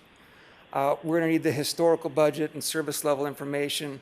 We need polling of resident priorities because even though you did one 18 or 20 months ago, times have changed, clearly. By our opening presentation, times have changed. We would like to ask you for our support of our efforts. We know that you, and we can't do that tonight, but this is going to hit social media. It probably already has. So we ask you to engage and provide factual explanations of the community's questions and support of what we're trying to accomplish here. If not, as Justin suggested, you need to be candid with this community about what adjustments you're going to make, because they're not going to be fun. Our next steps is incorporating as the Folsom residents supporting public safety and quality of life, and we'll be filing our intent with Sacramento County soon to form our initiative. Thank you very much for the time. Thank you. Okay, our next speaker will be Doug Scalzi, who will be followed by Sam Spiegel. Good evening, Council, City Manager. I'm not going to waste anybody's time up here tonight. I said enough last City Council meeting, I think, but I do feel that desperate times call for desperate measures, and I think we need to look at all aspects of this. You guys know that I'm for public safety. That's my number one priority. So when we look at this, but I don't think the tax situation is the only thing. I'm not for raising taxes, but I think that we need to look at doing some things right now to save the city, and also look at some other things. This is just not going to be the one thing that's going to get us where we need to be. And you guys know where I'm at, so I actually want to get to yield my time to somebody that has a good view on this, and so I want to yield my time to retired Chief Sam Spiegel and former interim city manager. Thank you. Thank you. Next speaker will be Sam Spiegel.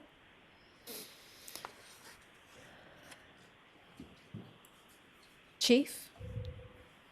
Good evening, everyone. Good evening. Thank you for the opportunity to come before you, and I really want to thank Bruce and Robert, although we've not had any engagement at all about this over the last couple of weeks that I've been made aware of this.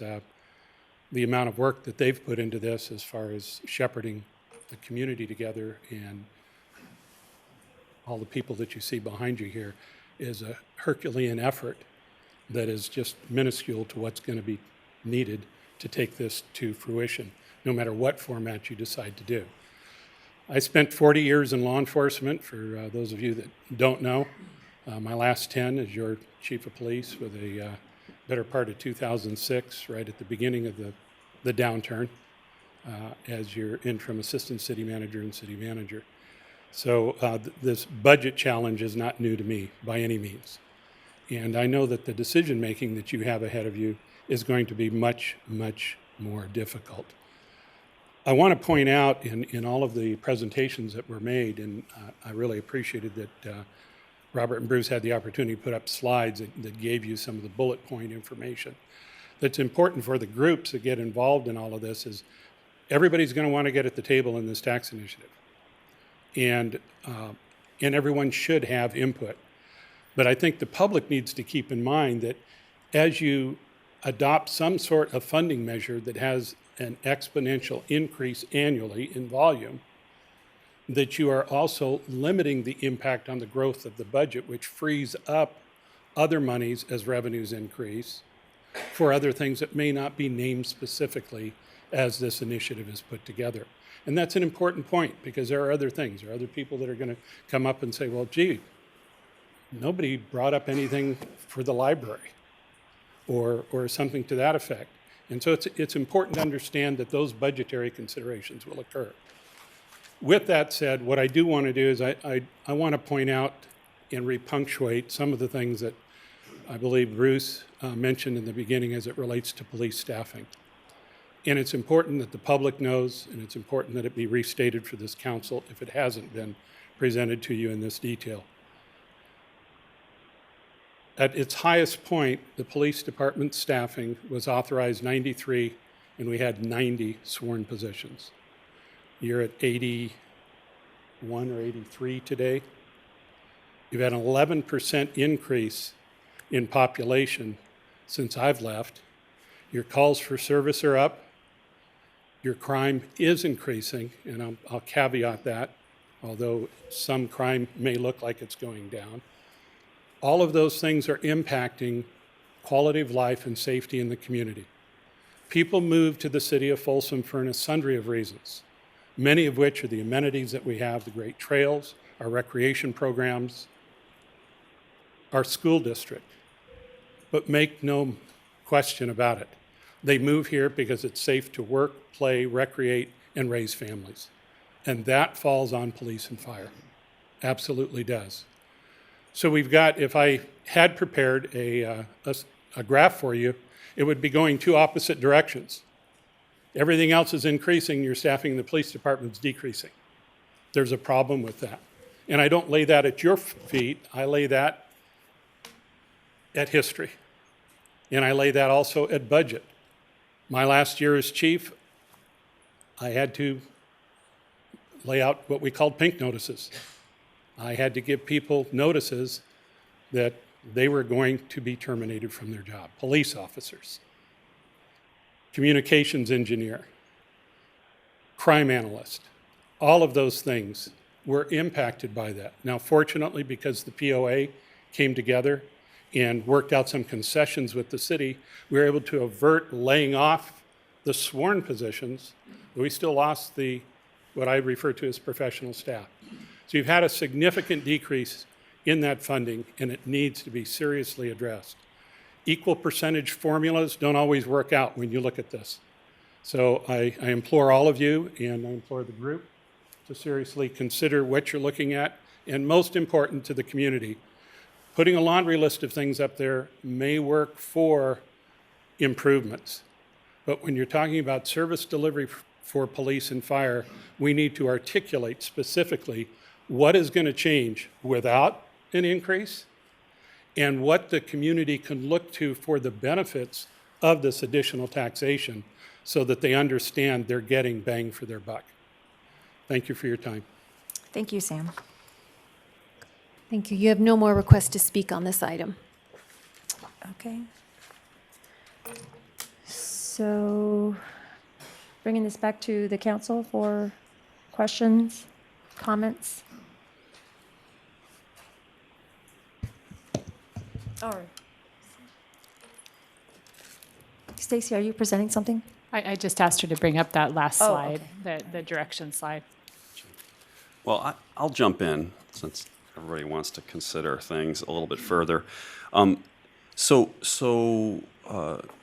Aquino and I were elected in 2018, and the other thing that happened at that election that year was a failure of a sales tax measure to pass in a fairly resounding way. It wasn't horrible, but it was a clear majority decided that that was not necessary at the time. So the council since then, we've been working with a mandate from the city residents to do as much as we can with what we have, right? So in terms of what, I guess, leadership looks like on staffing and what, how it is that we've had to manage the budget, the council, all the members since 2018, along with the city manager and her senior staff, have in fact been implementing exactly the instructions we got from voters, and that was to stretch the dollars as far as we could, make the best of what we have, and lead by, unfortunately, saying no a lot, okay? We've reached a point now where the dollars have been stretched to the point where services are becoming noticeably less than the expectations all of us have for this wonderful, wonderful community that we chose, okay? So I like to tell people that there's a couple of things that indicate intelligence, and I've told this story many times before. One is being able to hold two contradictory ideas in your mind at the same time and giving them equal weight and making a decision, okay? I don't like paying taxes, but I want my city to be safe, okay? The ability to change your opinion, the second one, or a deeply held belief sometimes when new compelling information is presented is the absolute sign of intelligence. And I just want to compliment everybody that has come out here tonight, because I know many of you really well, and I know that your first choice is not to raise taxes. I know that with absolute certainty. But when presented with the circumstances that we find ourselves in, and I think they were articulated beautifully by Chief Spiegel at the end there, we have a choice to make, and that's to either continue to let our parks fall apart, continue to curtail services, and still probably not be able to reach everybody's expectations for what the staffing should be in the police department, how it is that we staff the fire service, how many building inspectors we have, how we treat economic development, how we attract businesses to Folsom, how we attract residents to Folsom, and what it is that we're going to look like over the next 5 years, to Justin's point. I think that's super valid. So I guess the summation of this, when I come right down to it, is I have been on board with understanding the problem for a long time. And a year ago or so, a year and a half ago or so, we talked about this. I said, please bring this back in January. We kind of kicked the can a little bit further down the road because the election seemed far away. But November of 2024 is no longer far away. There's not a lot of time. Many of you that are in this room have got a very fine understanding of the situation now. Okay, not everybody. Some of you admitted that you didn't have as fine an understanding when you walked in as you do now, right? All of this information that the city manager has presented, pieces of it or all of it, has to get disseminated to all of our neighbors, because, to Andy Moran's point earlier tonight, the voters of Folsom are very smart. All of you guys are, and we will choose what's in our best interest when it's presented in a compelling way. Okay? We need to make the compelling case that a sales tax measure is essential going forward in order to reach parity with our neighbors, to draw revenue from people that visit Folsom, and for us to maintain and enhance the services that we provide. So I can't state it any more clearly. We are out of time to make a decision to gather the necessary information to be prepared to put a ballot measure on in November, irrespective of what the citizens' initiative may look like. And I would like to answer the questions first, if that's okay, and basically say that I'd like to see us have the city staff come back to us no later than sometime in January with two options. One, the ballot language that would be used for a 1 cent general sales tax, and then secondarily, a ballot language that we used for a 1 cent special sales tax. And I think a lot of really valid prioritization was presented tonight by everybody that came. And if it can reflect those priorities with the considered opinion of the senior staff and the city manager included, I'd like to see it formulated in that way. And then that will give us as a council an opportunity to choose what path we go down at the beginning of the year for November. So that's answer to your questions. I'm not all that concerned about a sunset, and I would entertain a citizens advisory committee, but I'd like to know how you might formulate that. I think that can be a very useful body to have, but I'd like to understand what their role would be, rather, So anyway, I can reformulate that as a motion at some point, but that's where I sit on this. Thank you very much. Thank you, Councilmember Kozowski.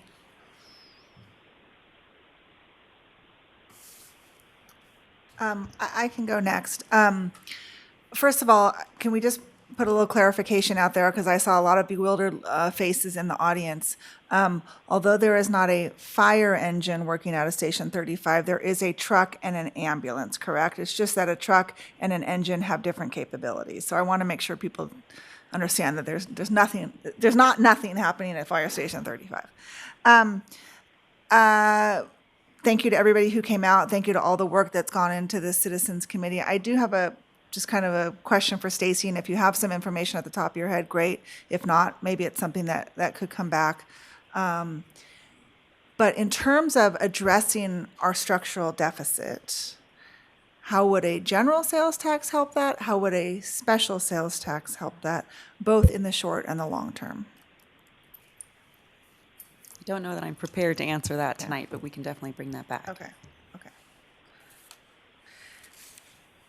And then, so I'll give you another question to bring back then. If we were to put a sales tax measure on the ballot, I'm just going to assume it's a general sales tax measure. If we were to put a general sales tax measure on the ballot and it passes, are there changes that should be made to our current financial policy to ensure that we do not grow government to the point that in the, short or long-term future, that we are back in the same place facing a structural deficit? Yeah, so our current policy right now does have areas where we should be maintaining our parks at a certain level, and it speaks to that. Or we should be having a capital improvement fund, and it speaks to that. And we should have a 5% reserve for all of the assets. So if we have $100 million in assets, we should have at least $5 million set aside for that, and that as a very minimum. And what's happened is we have been unable to set aside funds for those things because operations have taken everything, and so we haven't had a set aside. So in my recommendation would be that we make sure, if we do have something like this, that we're putting, first of all, the priority would be to fund that policy or have a new policy where you're putting money aside for maintenance, you're putting money aside for large capital investments in the future so that you don't end up spending it all on recurring costs, just kind of where we are now, and then not have enough to fund those in the future. So if we had a general sales tax measure, we would fund those things before we decided what staffing increases we could make going forward. Correct. If that was the council's policy, and it is the current policy, that if you were to continue with that. Okay. All right. Thank you.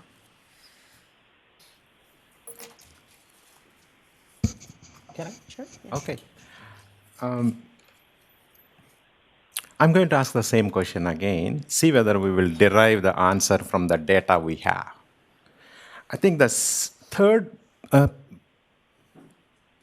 presentation slide or fourth, we talk about the expenditure. If you don't mind, can you help us? Because we are talking, the fundamental question here is it's going to be a general sales tax, the money raised go to the general fund, or it is that's the question I think, Sarah, you asked at the beginning, how that is going to be reflecting the deficit. That's the question. Or it is a very focused. The way I was going through when the citizens presented their approach, they identified 6 categories. And those 6 categories are a fire, a police, and quite a bit of cultural and recreation about the parks and all those, and also excluding the general government, including the public works, where the drainages and roads. I think they covered almost 90% of this slide. So if we have a deficit is coming from this whole cycle, the special tax is covering almost 90% of that deficit, bringing it down. I just want to, think in my common sense way.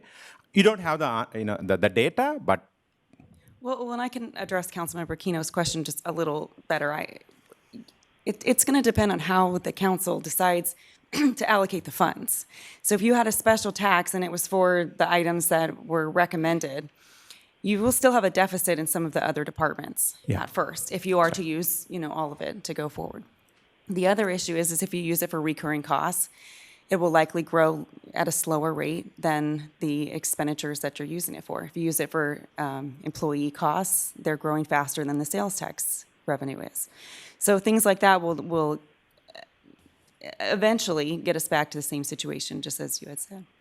As far as a general tax with the deficit that you have now, it's just going to be how does the council want to use it. If you're using it for expansion, then you could end up in the exact same situation that you're in. If you're using it to just pay for the current operations that we have right now, then yes, it would completely handle the deficit, but maybe not all of the infrastructure needs or any of the staffing needs. Got it. Thank you. And City Attorney, probably you can help us here. Sunsetting or changing after a certain period, can we put that in the language when we are crafting the proposal? Yes, sir. You certainly can, but there are consequences to the council's decision pertaining to a sunset clause. Yeah, it's more than a sunset to re-look into that after 10 years. I'm not saying sunset. Whatever we are going to agree on the special tax, I'm talking more on the special tax, not on the general tax. If we agree on these 6 items, comes to the 100% of that increased 1% sales tax, can we put the language after 10 years, let's reassess, because it's very important, what our finance director said, there is a leftover departments. The general answer is no, because the voters need to know exactly what you're voting on in terms of special tax. So those compartmentalized special purposes have to stay what they are. So the council will not be able to usurp and get around the voters' wish by changing the special purposes no matter what time, except presenting it back to the voters, then they can decide whether the council's proposal to re-prioritize or re-compartmentalize those special purposes can be approved. So it would require another vote of the voters. Another vote. That would be the only way. Yes, Thank you. Vice Mayor, this is kind of what I was explaining with the special tax. If you have needs A, B, C, and D, and you feel like A was fulfilled, you can't just go over to Q. You can't. That's not what the voters approved. Oh, that's not my point. My point is, after 10 years, we are going to re-look into it. I'm not saying sunset here. I want to be very careful, how I speak. English as a third language, from my back. I was talking, the previous one also. I quickly want to address that to Sally's point about that tree contract to the Sacramento Tree Foundation. It is not my intent to scrap that. No. For the same money with the in-house person, with all the volunteers, we can get more. That's all I was saying. I want to make sure. It's not that, I said tree project is off. Anyways, the other point I have, I hear my colleague Mike's point, going back to the general, giving the direction to the city manager. One option, a general sales tax, 1%, or one other option is a special sales tax generated by the council. That's what. That's ultimately my request, is that we have both in front of us. Yes. So we have a structured ballot measure to opine on that's a special and one that's a general, and to bring both things back to us. And that is going to be that decision is going to be made by the city council? Yes. Than the citizens? The citizens can press ahead with what they're doing, and we will have an opportunity to choose to go ahead with one or the other or neither once we see the actual ballot language. I want to support what you are saying, but that's why I'm asking these questions. Gotcha. I can imagine 4 scenarios, right? 1, we choose to go forward with the general sales tax, the 5 of us, right? 2, we decide to go forward with a special sales tax of some sort. 3, we choose to go forward with neither, in deference to a citizens initiative that's well underway. Or there is a possibility that we go forward with both and somehow try to make them complementary. I think that 4th one's unlikely. Yeah. But I think any of the other 3 are absolute possibilities. Okay, thank you. Yeah. And City Attorney, I just want some more clarification. While today, the citizens are here already. They are mentally prepared. They put hundreds and hundreds of hours. You know, I was hating myself that 3 minutes button. They put hundreds of hours to prepare. They only got 2 minutes to talk. I wish we could have done different to present their case. Anyways, they're here, they're asking the city council to please help us, our proposal, give some sort of endorsement unanimously. That's what they are asking, and my colleague is, proposing something different. I want to make sure. Slightly. I think the city manager has an opinion about whether we can opine on a ballot measure that hasn't been presented to us in detail. It doesn't exist yet. Oh. It probably will soon, and then we'll have an opportunity to make commentary on it. Got it. That's why I'm trying to have other options available to us so that we can choose our adventure Right. some other time, but soon. Soon, okay. Again, going back to, no one likes tax increases, but there is a compiling case in front of us. I know some of you also mentioned, city council, you figure it out. Public safety is the top. At least for the last 3 budget cycles, I'm trying to figure it out, where I can cut and where we can increase. But one thing I can mention, though, on that before I come to my recommendation or my feelings, there is still a room for improvement on efficiency of our city spending. I can say that. There is still room. Only thing I'm asking, please try where those areas are for improvement. I'm going to name a few. One, see whether there is another way we can increase the revenue income, even though they are nickels. I agree on that part. How effectively we can use the rodeo grounds besides those 3 days. Or our Jew sanctuary, how effectively we can use when there is other special events we can do. We do that holiday lights festival and all those. I'm just giving one or two. Our mayor, Andy Morin, is here, and his sports complex. What else we can do to raise? Again, they're all going to be the nickels. And the same way, I have been asking my colleagues and the city manager and city staff, see when we are putting an RFO or a procurement, I'm going to use this again, I'm so sorry, send that to as many people as possible. Just like a common sense, when you are doing your kitchen remodeling, you approach at least a half a dozen people to bid on it or give us a quote. Likewise, send more to the people. And I just want to call out, Chad Wilson here, Assistant Fire Chief. When we recently bid on the fire station, we expected $10 million.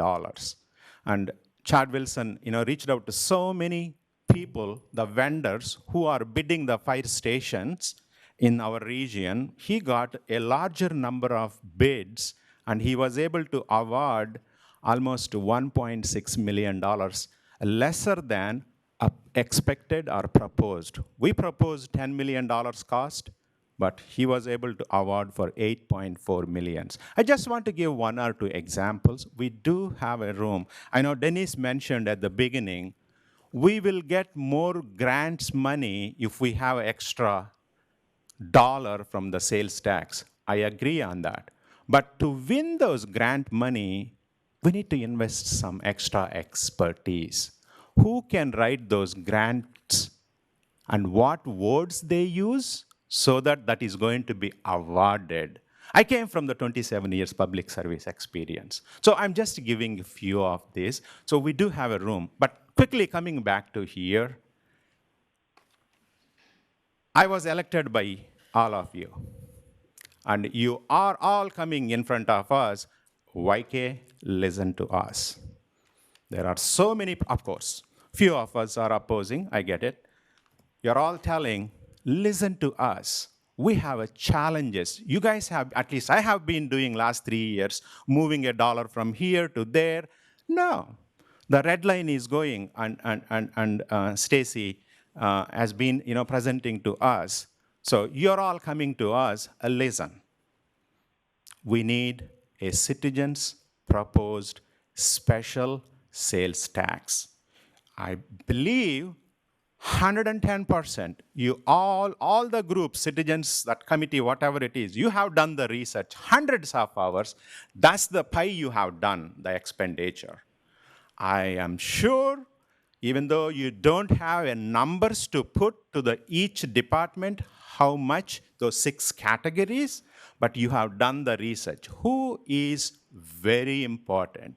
How much percentage they should be getting? And that's what you are asking us. So my recommendation is, even though no one likes sales tax increase, my recommendation is let's entertain citizens recommended special sales tax, in my opinion. Thank you.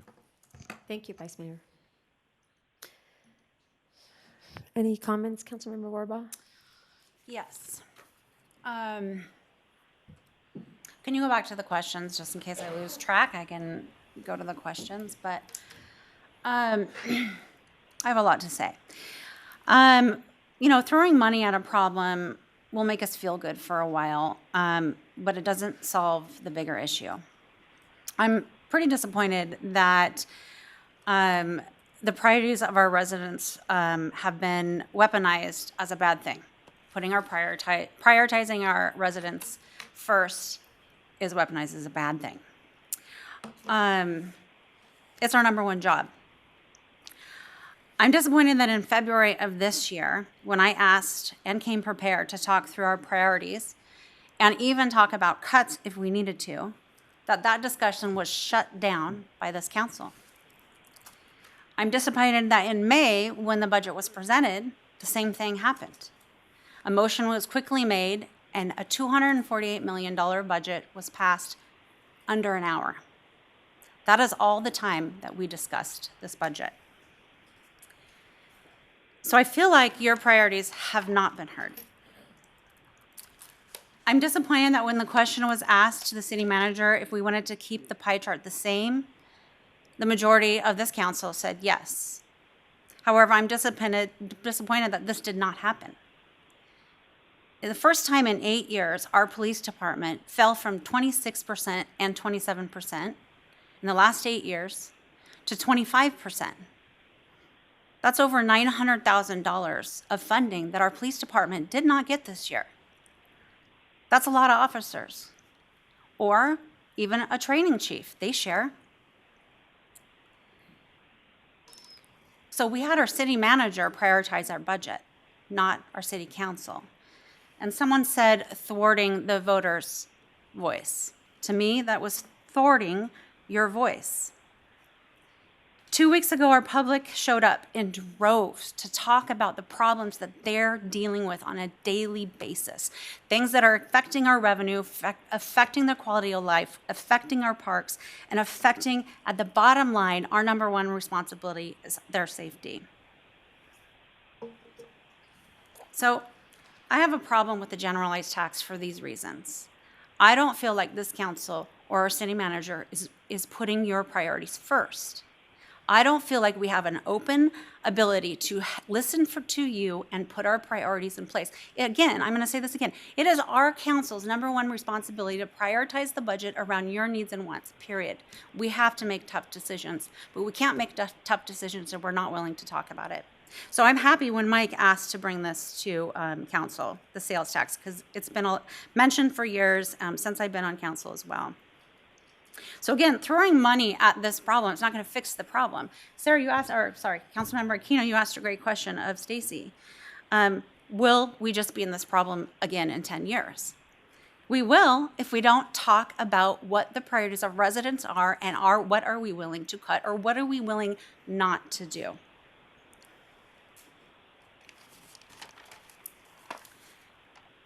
So in the end, I guess, I can't get on board for a general because of these reasons. I have lost some trust in our ability to really hold our city manager accountable to what the council wants and what the council wants to direct. But I could get on board for a special tax because the truth is, I'm not a denier that we don't need more revenue. We need more revenue, not just for the police department and not just for the fire department, but every single department. I have worked really hard the last 10 months to get to know the problems in our city and what is affecting their morale, their quality in their workplace, and what they need. And they need more people, period. We need it in every single department.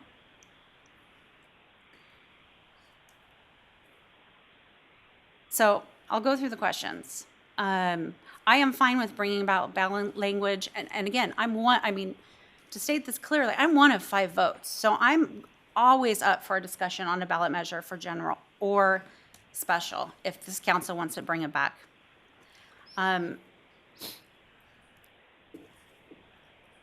Do we want to do a 0.5% or sales tax? I'm up for that discussion. Does the city council wish the proposed ballot language to, no, I don't need a sunset. Does the city council wish the proposed ballot language include a citizens advisory committee? Absolutely. We need some more oversight. Does the city council wish that proposed ballot language be in the form of a general tax or special? I've made myself clear. Now, do I think that a special tax will pass by a 2/3 vote in this city? I do not.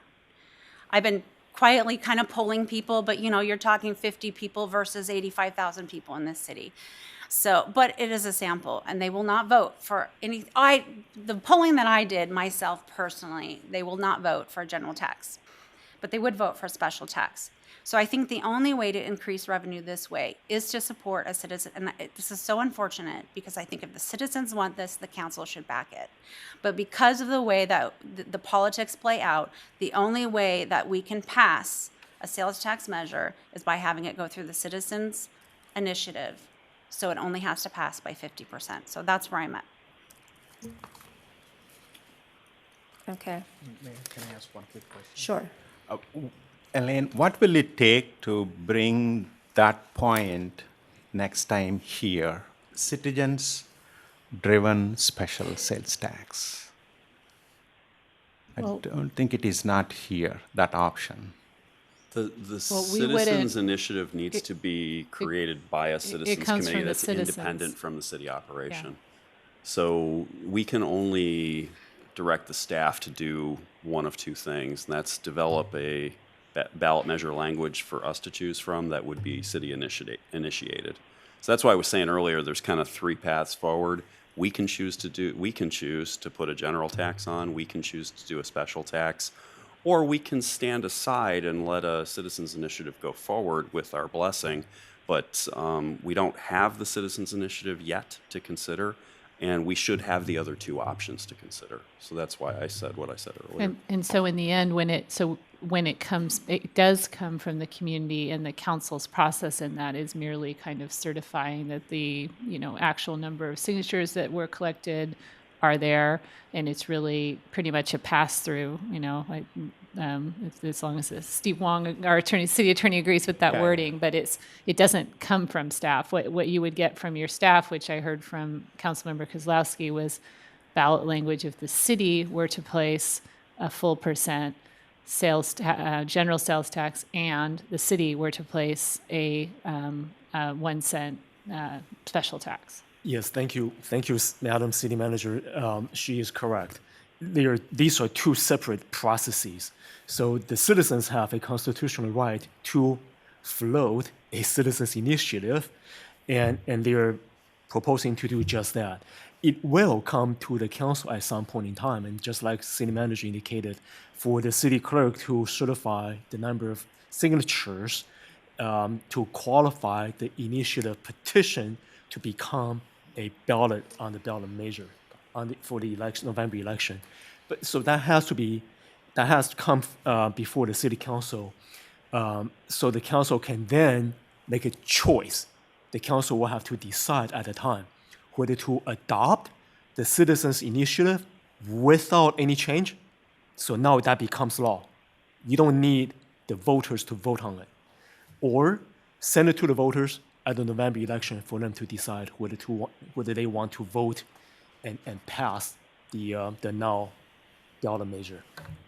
The city council separately can do what Councilmember Kozlowski indicated, to have staff present to you for your consideration a revenue tax measure, so that the council can say yes or no. If the council says no, then the citizen initiative will continue its own path. If the council says, yes, we want our own council-directed revenue measure to be placed on the ballot, staff will do that for you, and it will be presented just like 2018 and also before the council 2022, so that it can be presented to the voters to vote on. When there's a competing measure, the general rule is that whichever measure gets the most vote passes. There are obviously nuances, and devil's always in the details. What does that mean? Are they exactly the same? How are they competing? In which ways they're different? And that takes different kind of analysis. But so in general, City Council does have the option to present its own revenue measure for the voters to decide in November 2024, irrespective of the citizens' initiative. Two different processes. Thank you. And Mike, is that okay? We can ask any of those committee members. I know we, as a council, are giving some guidance to our city manager by December, January, come back and propose those two. General measure, 50% plus one vote. Special, 75%. 66. Oh, one, yeah. 2/3. I'm sorry. Got it. 2/3. Why mathematics? Come on. Or can we ask this question, the citizens, can they give us some rough idea what their plan is? Because we know, I think I'm going to talk about my colleague on this side. We know the council-driven special tax, 2/3, is not a possibility in city of Folsom.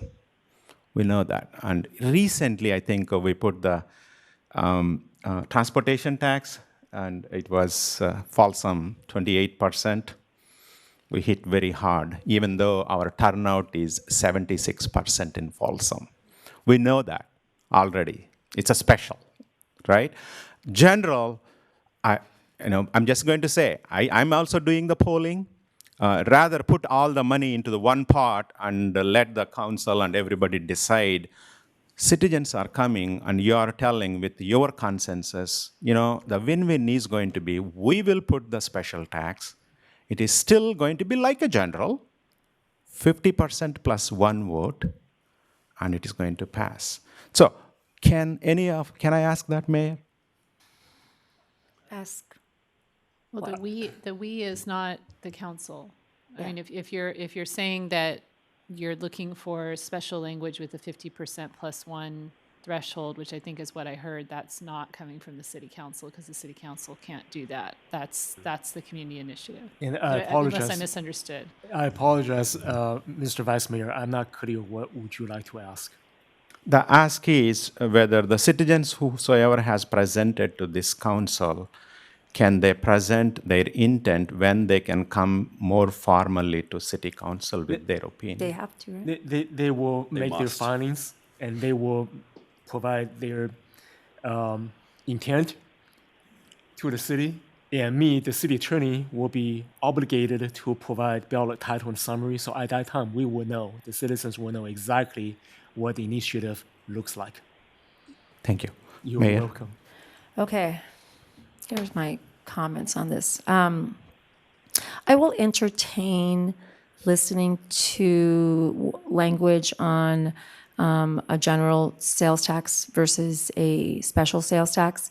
I have very strong views opposing one and supporting the other.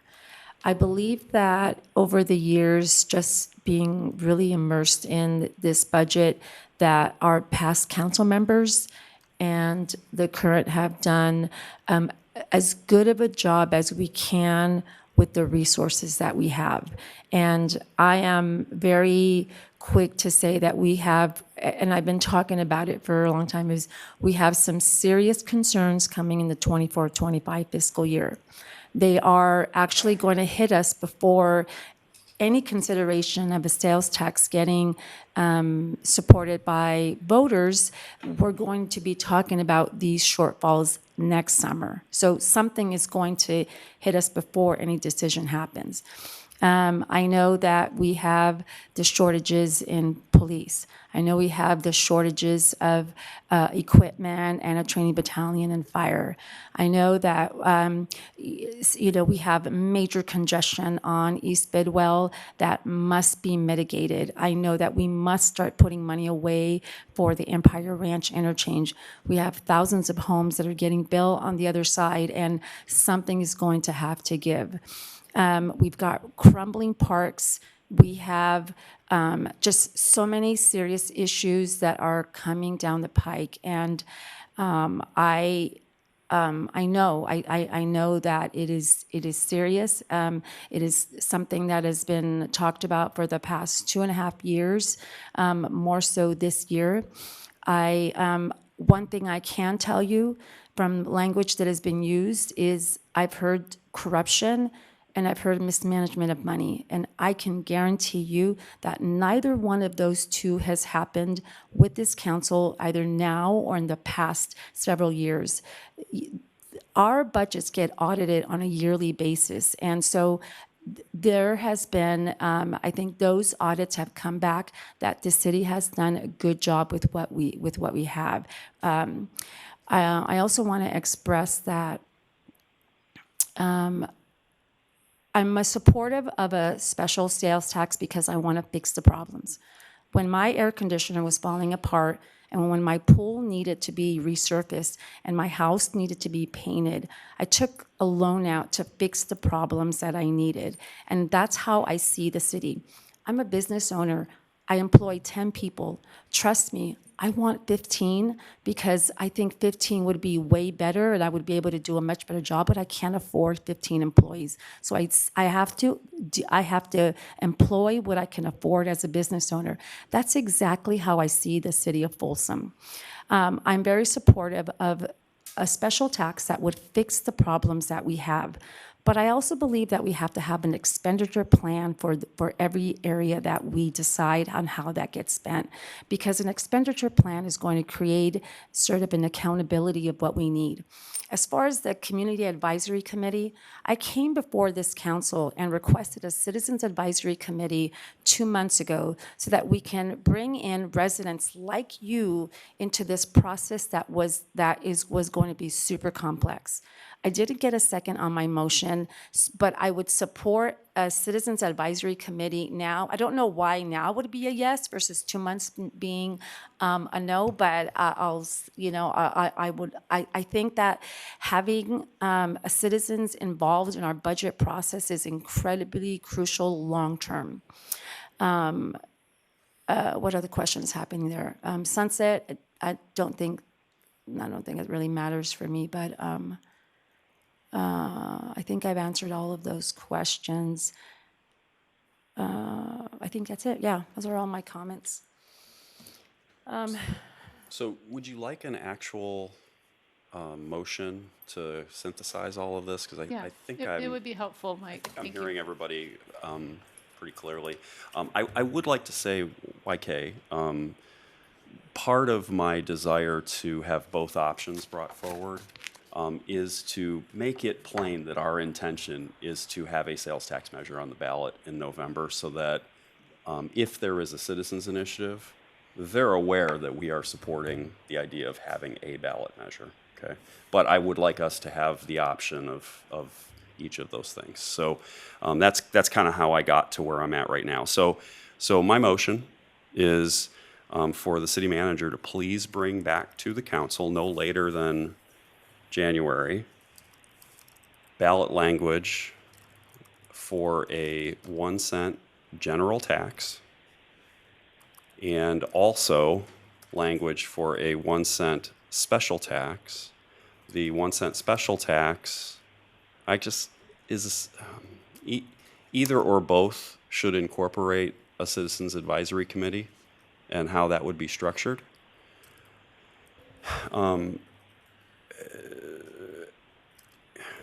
I lost my thread here for just a second. Yeah, I think that's it. So on the special, I'm guessing the rest of your motion is to Oh, I'm sort of sorry. try Yes, to on coalesce. and on the special tax, we heard a lot of information from the public today.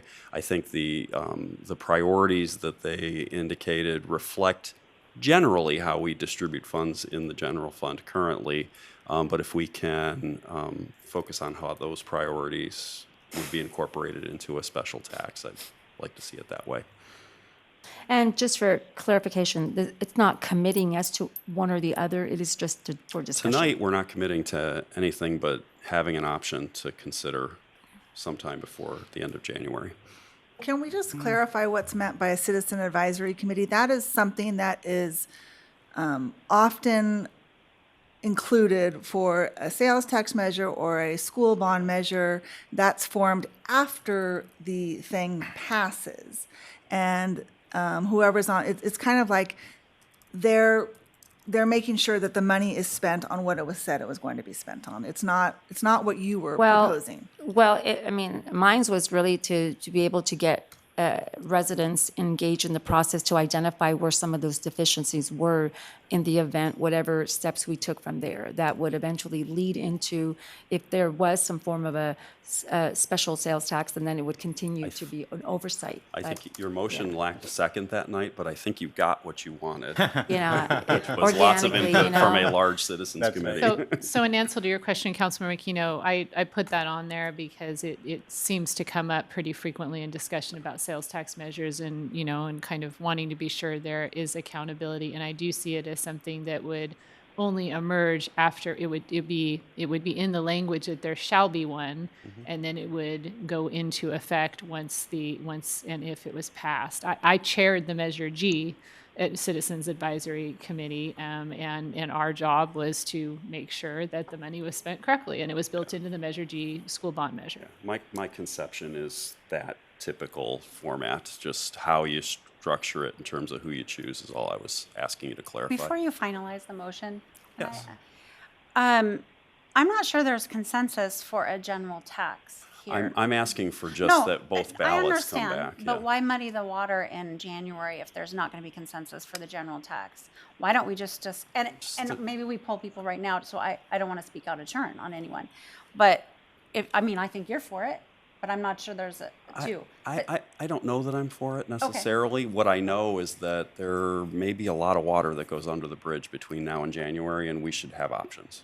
That's all. So I guess my concern is why muddy the water if there's one more person that's going to support a general tax or a special tax than there would be general. Let's just focus on the special tax, and because that's the bigger discussion is how we would prioritize. But you make the motion. So the question that I asked the city clerk just before we started is how many motions can we go through before we settle on something? If mine fails, I can revise it, or I'm happy to go a different route. But my motion is that we look at both things and let the story play out a little farther before we make the actual decision. Right. Yeah. Okay. Got it. Okay, will the clerk please call we got a sorry. We have need a a second. motion. Do we have a second?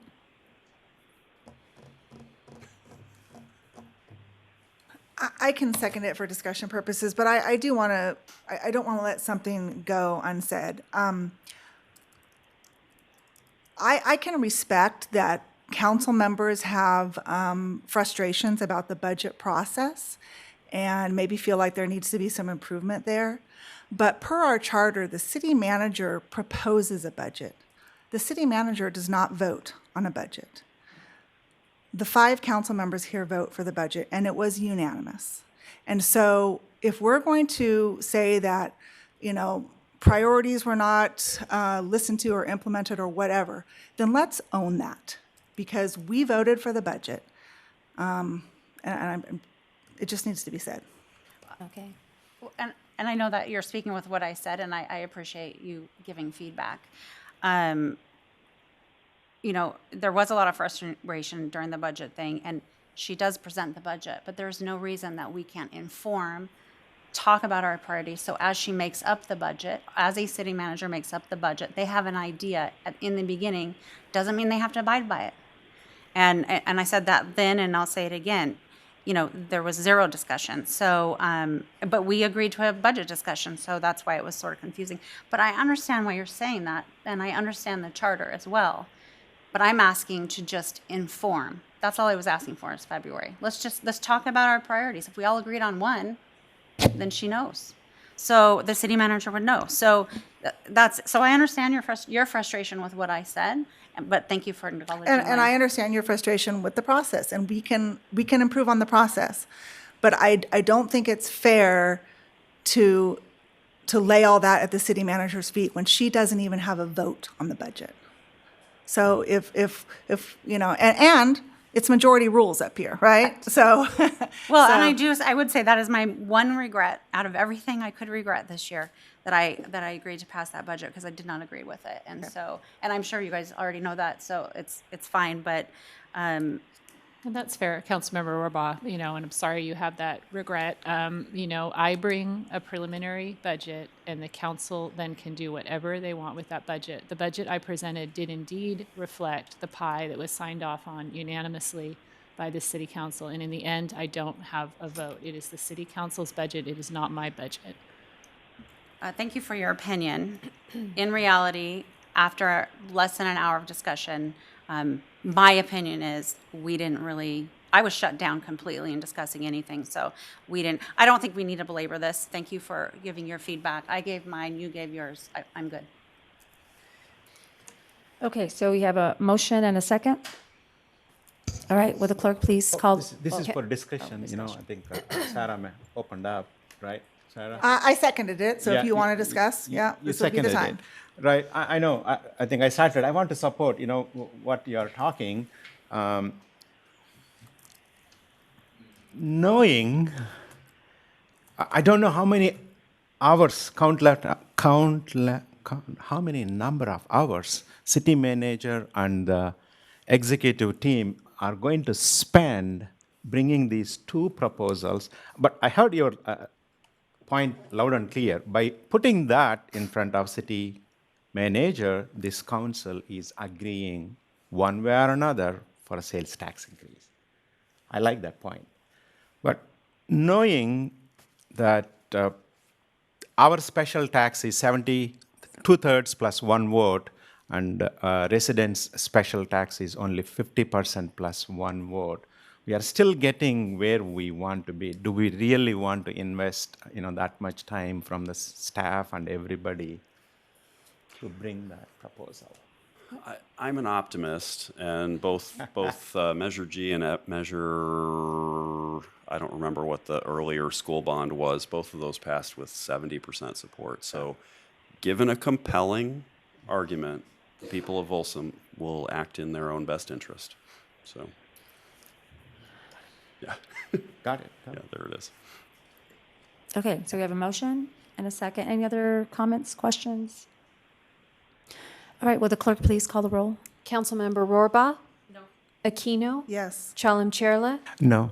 Kozlowski? Yes. And Rodriguez. Yes. The motion passes. Okay, will the clerk please call the next item? The next item on your agenda is council requests for future items. I have one item that I don't know if we want to talk about it here and the implications of what is happening, but Sarah, and you're much more aware of the details, but Folsom Cordova is having a study session sometime in December or January on CFID 3. And there are some, I think, some implications to the city of Folsom in regards to the actual problem, the transportation impact. There's some, the analyzing of the impact of Folsom students, whether they go to Folsom High School or Vista, or whether they go to the new high school. There's a tax rate of selling additional bonds and or debt service to the Folsom residents. Communication strategy, and then there was like a timeline of the 2007 bond and what happens to future bonds if they don't get approved. And I know that it's we don't have an impact on the Folsom Cordova Unified School issue problem, but there are some implications to the city of Folsom. Is that something that we need to discuss here? I personally don't think so. We have a 2x2 already with the vice mayor and council member Rohrbaugh. But also, I talk to school board president David Reed multiple times per week. I am confident in saying that district staff and the board are looking and relooking at the data. They are looking at every possible option. And I feel good that they are going to come up with some sort of compromise. All right. Okay, good.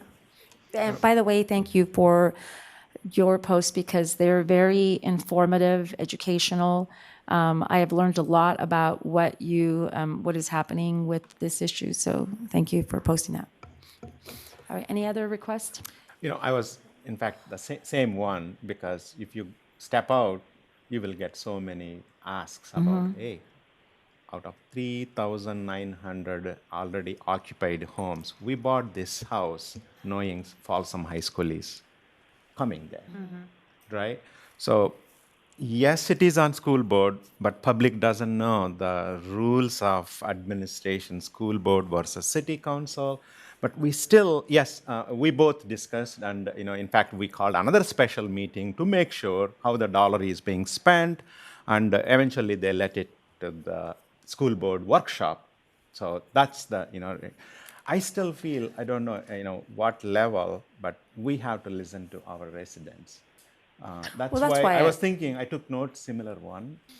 Well, I don't know a lot of what is happening. I mean, I get the gist of the issue and I understand the problems, but I don't. There's more implications to the residents of Folsom that to me it seemed like a study session on this issue is important. But I guess maybe I'll just go out and learn and understand it and learn it, and maybe just speak to our school boards and just. In fact, I did make a recommendation that, to my 2x2s, again, the boundaries are different. School board elected and their roles, and the city council elected our roles. A courtesy that whether they can help us to bring up to speed, not just two of us, all of us, because you will get the questions from everybody, especially mayor, especially Sarah. This is your part of the world. So can we get that to our presence, and how? That's the big question mark. Can we ask the superintendent to come and help and let everybody understand at least what's the outcome of the last workshop? Well, those workshops are videotaped. You can Agreed. go online and watch them. No, I hear you. People are, anyways, I'm just putting it out. Is there a way we can get that to the publicly to everybody, even though it is on the videotape? Yeah, I think that where I see a deficiency is in the communication and the impact to Folsom residents. And because, I mean, here's the reality: people don't get engaged until the problem is already decided on, and then people are like, "Oh my God, what happened?" I can assure you they're engaged, the Folsom Ranch folks. I post on every Facebook page that I know of out there about it. They are organized, but again, I'm confident that the school board is being creative, that they're looking at all the data, that they're trying to figure out, where best to spend the money. Yeah, okay. I just need to hang out with them then. All right, I'm good on that one. All right, any other requests?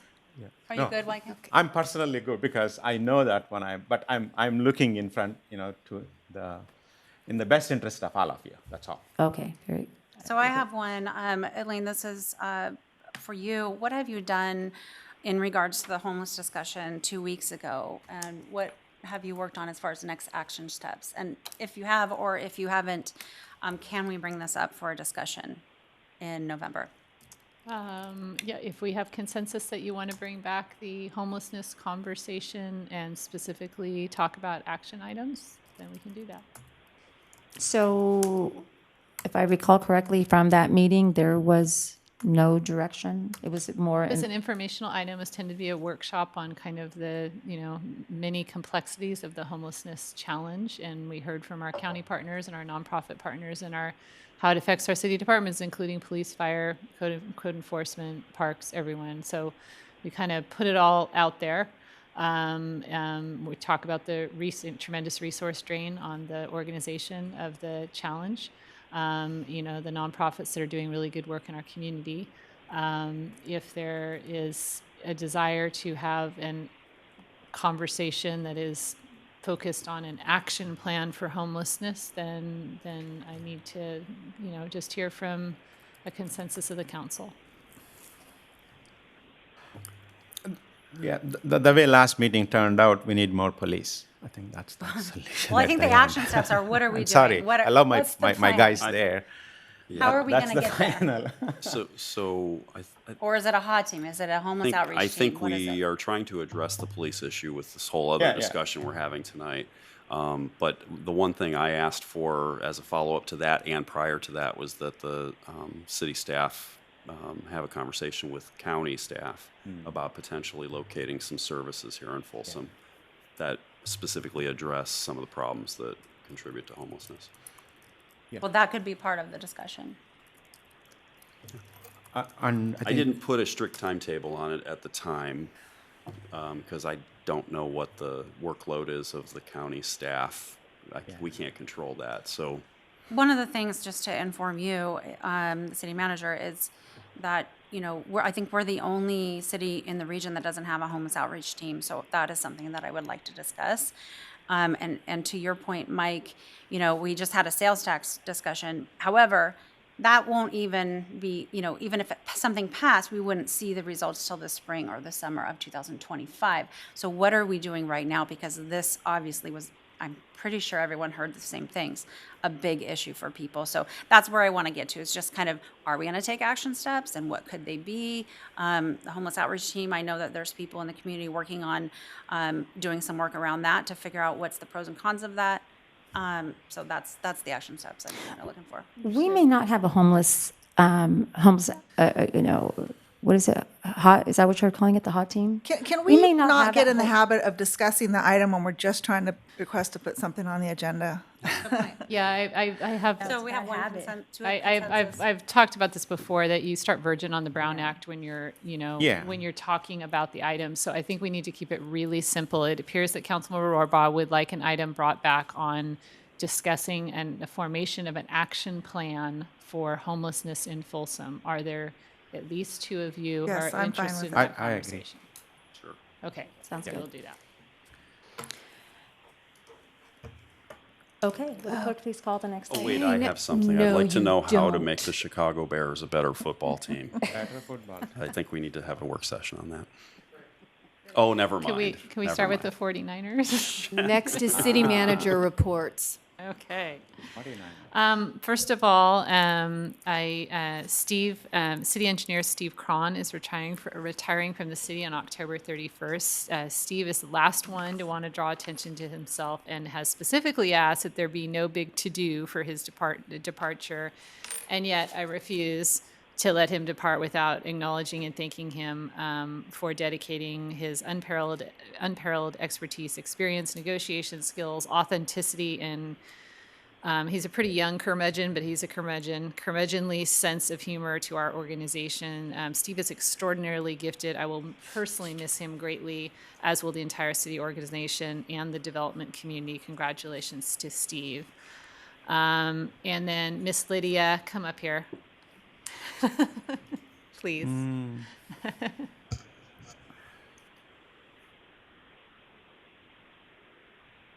So, and I'll see if I can do this without tears, but Lydia. Deputy City Clerk Lydia Konopka is also retiring on October 31st. What? And Lydia is having a party because that's who Lydia is. And we're looking forward to that immensely. Lydia goes back all the way to when I first got here, and she is a blessing to me. Lydia is one of the sweetest, kindest, funniest people I know. She always made it a point over the years to wander down to my office to make great suggestions to increase employee morale and also fill me in on the things that maybe when you're in the city manager's office, you're not quite hearing amongst the other employees. And Lydia would come down and go, you need to know if people are really happy about this or maybe not so happy about that. And she had her ear to the ground, and that had my back. And I really appreciated that and noticed it. Lydia brings the fun, and I sincerely hope her retirement brings the adventure, relaxation, and yes, fun that she so deserves. I wish you every good thing, my friend. Thank you.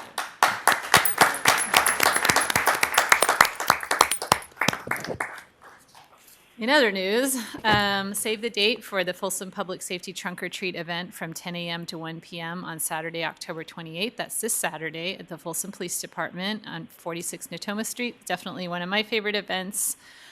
Drug Take Back Day is also Saturday. Keep your expired or unwanted prescription drugs from falling in the wrong hands. Certainly, if you have unused or expired drugs, they should not be going in any kind of wastebasket in your house. The Folsom Police Department will take part in the National Prescription Drug Take Back event on Saturday, so bring those prescription medications to Folsom Fire Station 35 at 535 Glen Drive from 10 a.m. to 2 p.m. Just in time for the busy holiday season, the Traders Lane parking lot improvement project in historic Folsom is complete, early and on budget. The parking lot is resurfaced and restriped. Commercial loading spots have been added. Dedicated motorcycle parking spots have been added. New dumpster enclosures have been installed, and improved traffic circulation is happening. Irrigation and future electrical conduit has been installed, and new drought-tolerant trees planted, all in record time. So I just really wanted to thank and appreciate the Public Works team that made that happen, and also our urban forester, Amy, who helped with making sure that older trees that were kind of, at their lifespan were replaced with trees that will have a wonderful future and are now irrigated, which is an important part of growing trees. So thank you to everyone. That's all I have. All right. Councilmember Warba? Yeah, two things, only from what the comments you made. I know there were a lot of business owners in Historic District were very, very pleased on how fast everything went. So thank you to you and your staff. Also, I didn't know Lydia was leaving, and you have literally been a bright light since I've been on council. So it's been really great to kind of get to know you a little bit, but your smiles are worth everything. So I hope you really don't have to go back to work anywhere, and I hope you gotta have fun retiring. Yeah. Vice Mayor Chalem-Chorla? I'm just going to move down the line and That- not I skip know, you. that way I got it. October 31st, trick or treat. It's going to be a busy day in Folsom. We're all passionate, and our police is going to be out there. But it is more on the parents and the drivers. Please pay extra attention that evening. Especially keep that, if you are a senior person, your grandkid, or if you are a parent, your kid. When they see the other side, more people are going, if they are 3 years, 4 years, they just run. They won't see the left side, they won't see the right side. So drivers, please pay extra attention, and parents have extra torchlight or whatever that, it can signal to the drivers there is a kid walking. Please take those cautions. We don't want any bad news, but our fire and police are going to be, exceptional. And coming back to Lydia, you guys were awesome. This is my third year, and Krista and Lydia. It's probably Krista is the one going to be feeling, terrible right now. After you are leaving. Thank you and congratulations. And you are such a sweet person. And where is my good friend Steve Cron? He sits there. I'm going to be showing at his seat there. We're going to be missing him as well. Congratulations, Steve Cron. With that, good night, Folsom. Does Steve have to sign all of the engineering drawings before he leaves? Yes, Okay, we will be excellent. locking Just in wanna make him sure in his that he gets cubicle till they're signature done. on everything. Yeah. All right. Two quick things. We had a SACOG meeting on Thursday last week, the Sacramento Area Council of Governments, and I am happy to report that it was mostly taken up by sending off a wonderful gentleman named Tom Stollard into his retirement. He is a member of the SACOG board for 28 years or something like that, and a gentleman and a nice guy.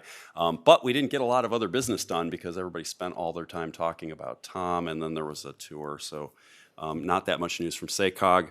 I was pleased, though, one of the reports that we got was the number of applicants for the Youth Leadership Academy that SACOG puts on every year for high school students of all ages. So 9th, 10th, 11th, and 12th graders can apply to be part of the Youth Leadership Academy and get to know how transportation projects get developed in our region.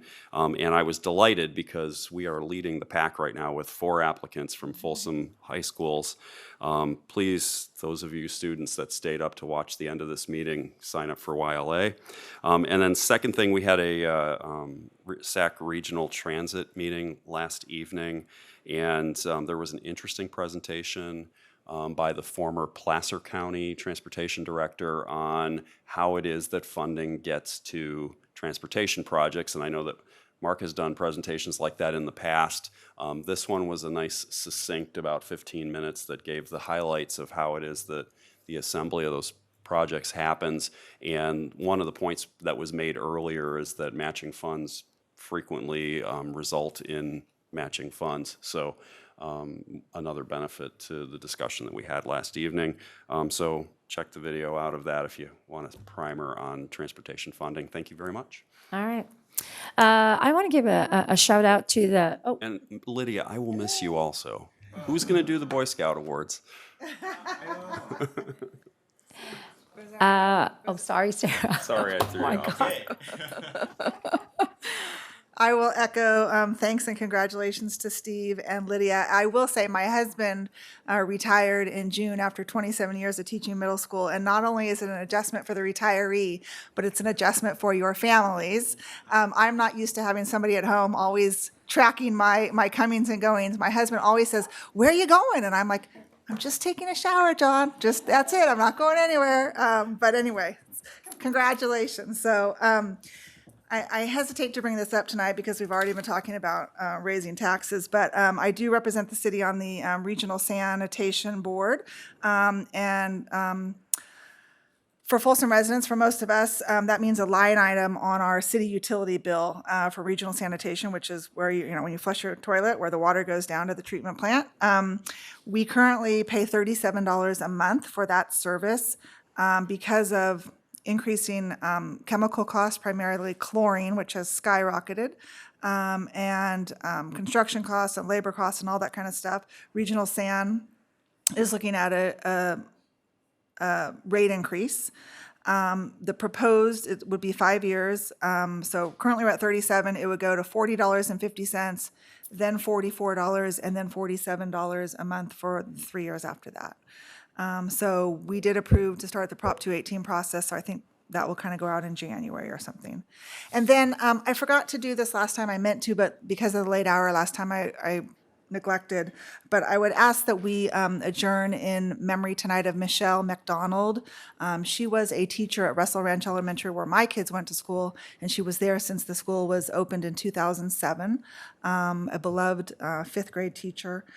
She is survived by her husband, Aaron McDonald, who teaches at Folsom Middle, and they do not have children of their own, but they have had a great influence on hundreds, if not thousands, of kids over the years, and they are affectionately known as Mr. Mack and Mrs. Mack. So if we could adjourn in memory of Michelle McDonald, who passed away on October 5th, which was also their wedding anniversary, I will send a note to Aaron and let him know that we did that. All right, thank you. you. Okay, I want to give a shout out to the Police Foundation Board for putting on an excellent gala this past weekend in support of the FPOA and the foundation. And I got to tell you that the first year they had it was a black and blue, it was, dress up. And then the second year it went into Havana, and then this past year it was disco. So they have made going to galas really, I think, a lot of fun. So great job. I also want to let everybody know that bring your families and your kids to the Historic District this Saturday. We have festival. It starts at 2 and I think it ends at 5, but it is really a lot of fun. There are tons of kids. It's good old-fashioned trick-or-treating, jump houses, games, prizes, and just a lot of fun that is planned out. On Friday, November 3rd. There's a group, including myself, that we are organizing an inaugural Dia de los Muertos on the 700 block of Sutter Street. It will start at 5 and at 9, and we are inviting Mariachis Bonitas, which has the violinist, Sarah's daughter, who they are amazing. They have performed at the Golden One for many big time groups. And so it is really exciting. There'll be face painting, food. And what Dia de los Muertos does is honors and celebrates the lives of family and friends that have passed away. And so in the Mexican culture, we look at death really more on the, it's not goodbye, it's see you later. And so it's a great opportunity to celebrate those that have passed away. Twin Lakes Food Bank is having their annual gala on Friday, November 10th. They're not doing disco, by the way, so there's this. But they do a really good job of helping the food insecure families of the city. Many of these are our senior citizens, low-income families, unhoused members of the community. This is a great way to support a nonprofit that serves over 2,000 guests each month, and they have been doing this since 1986.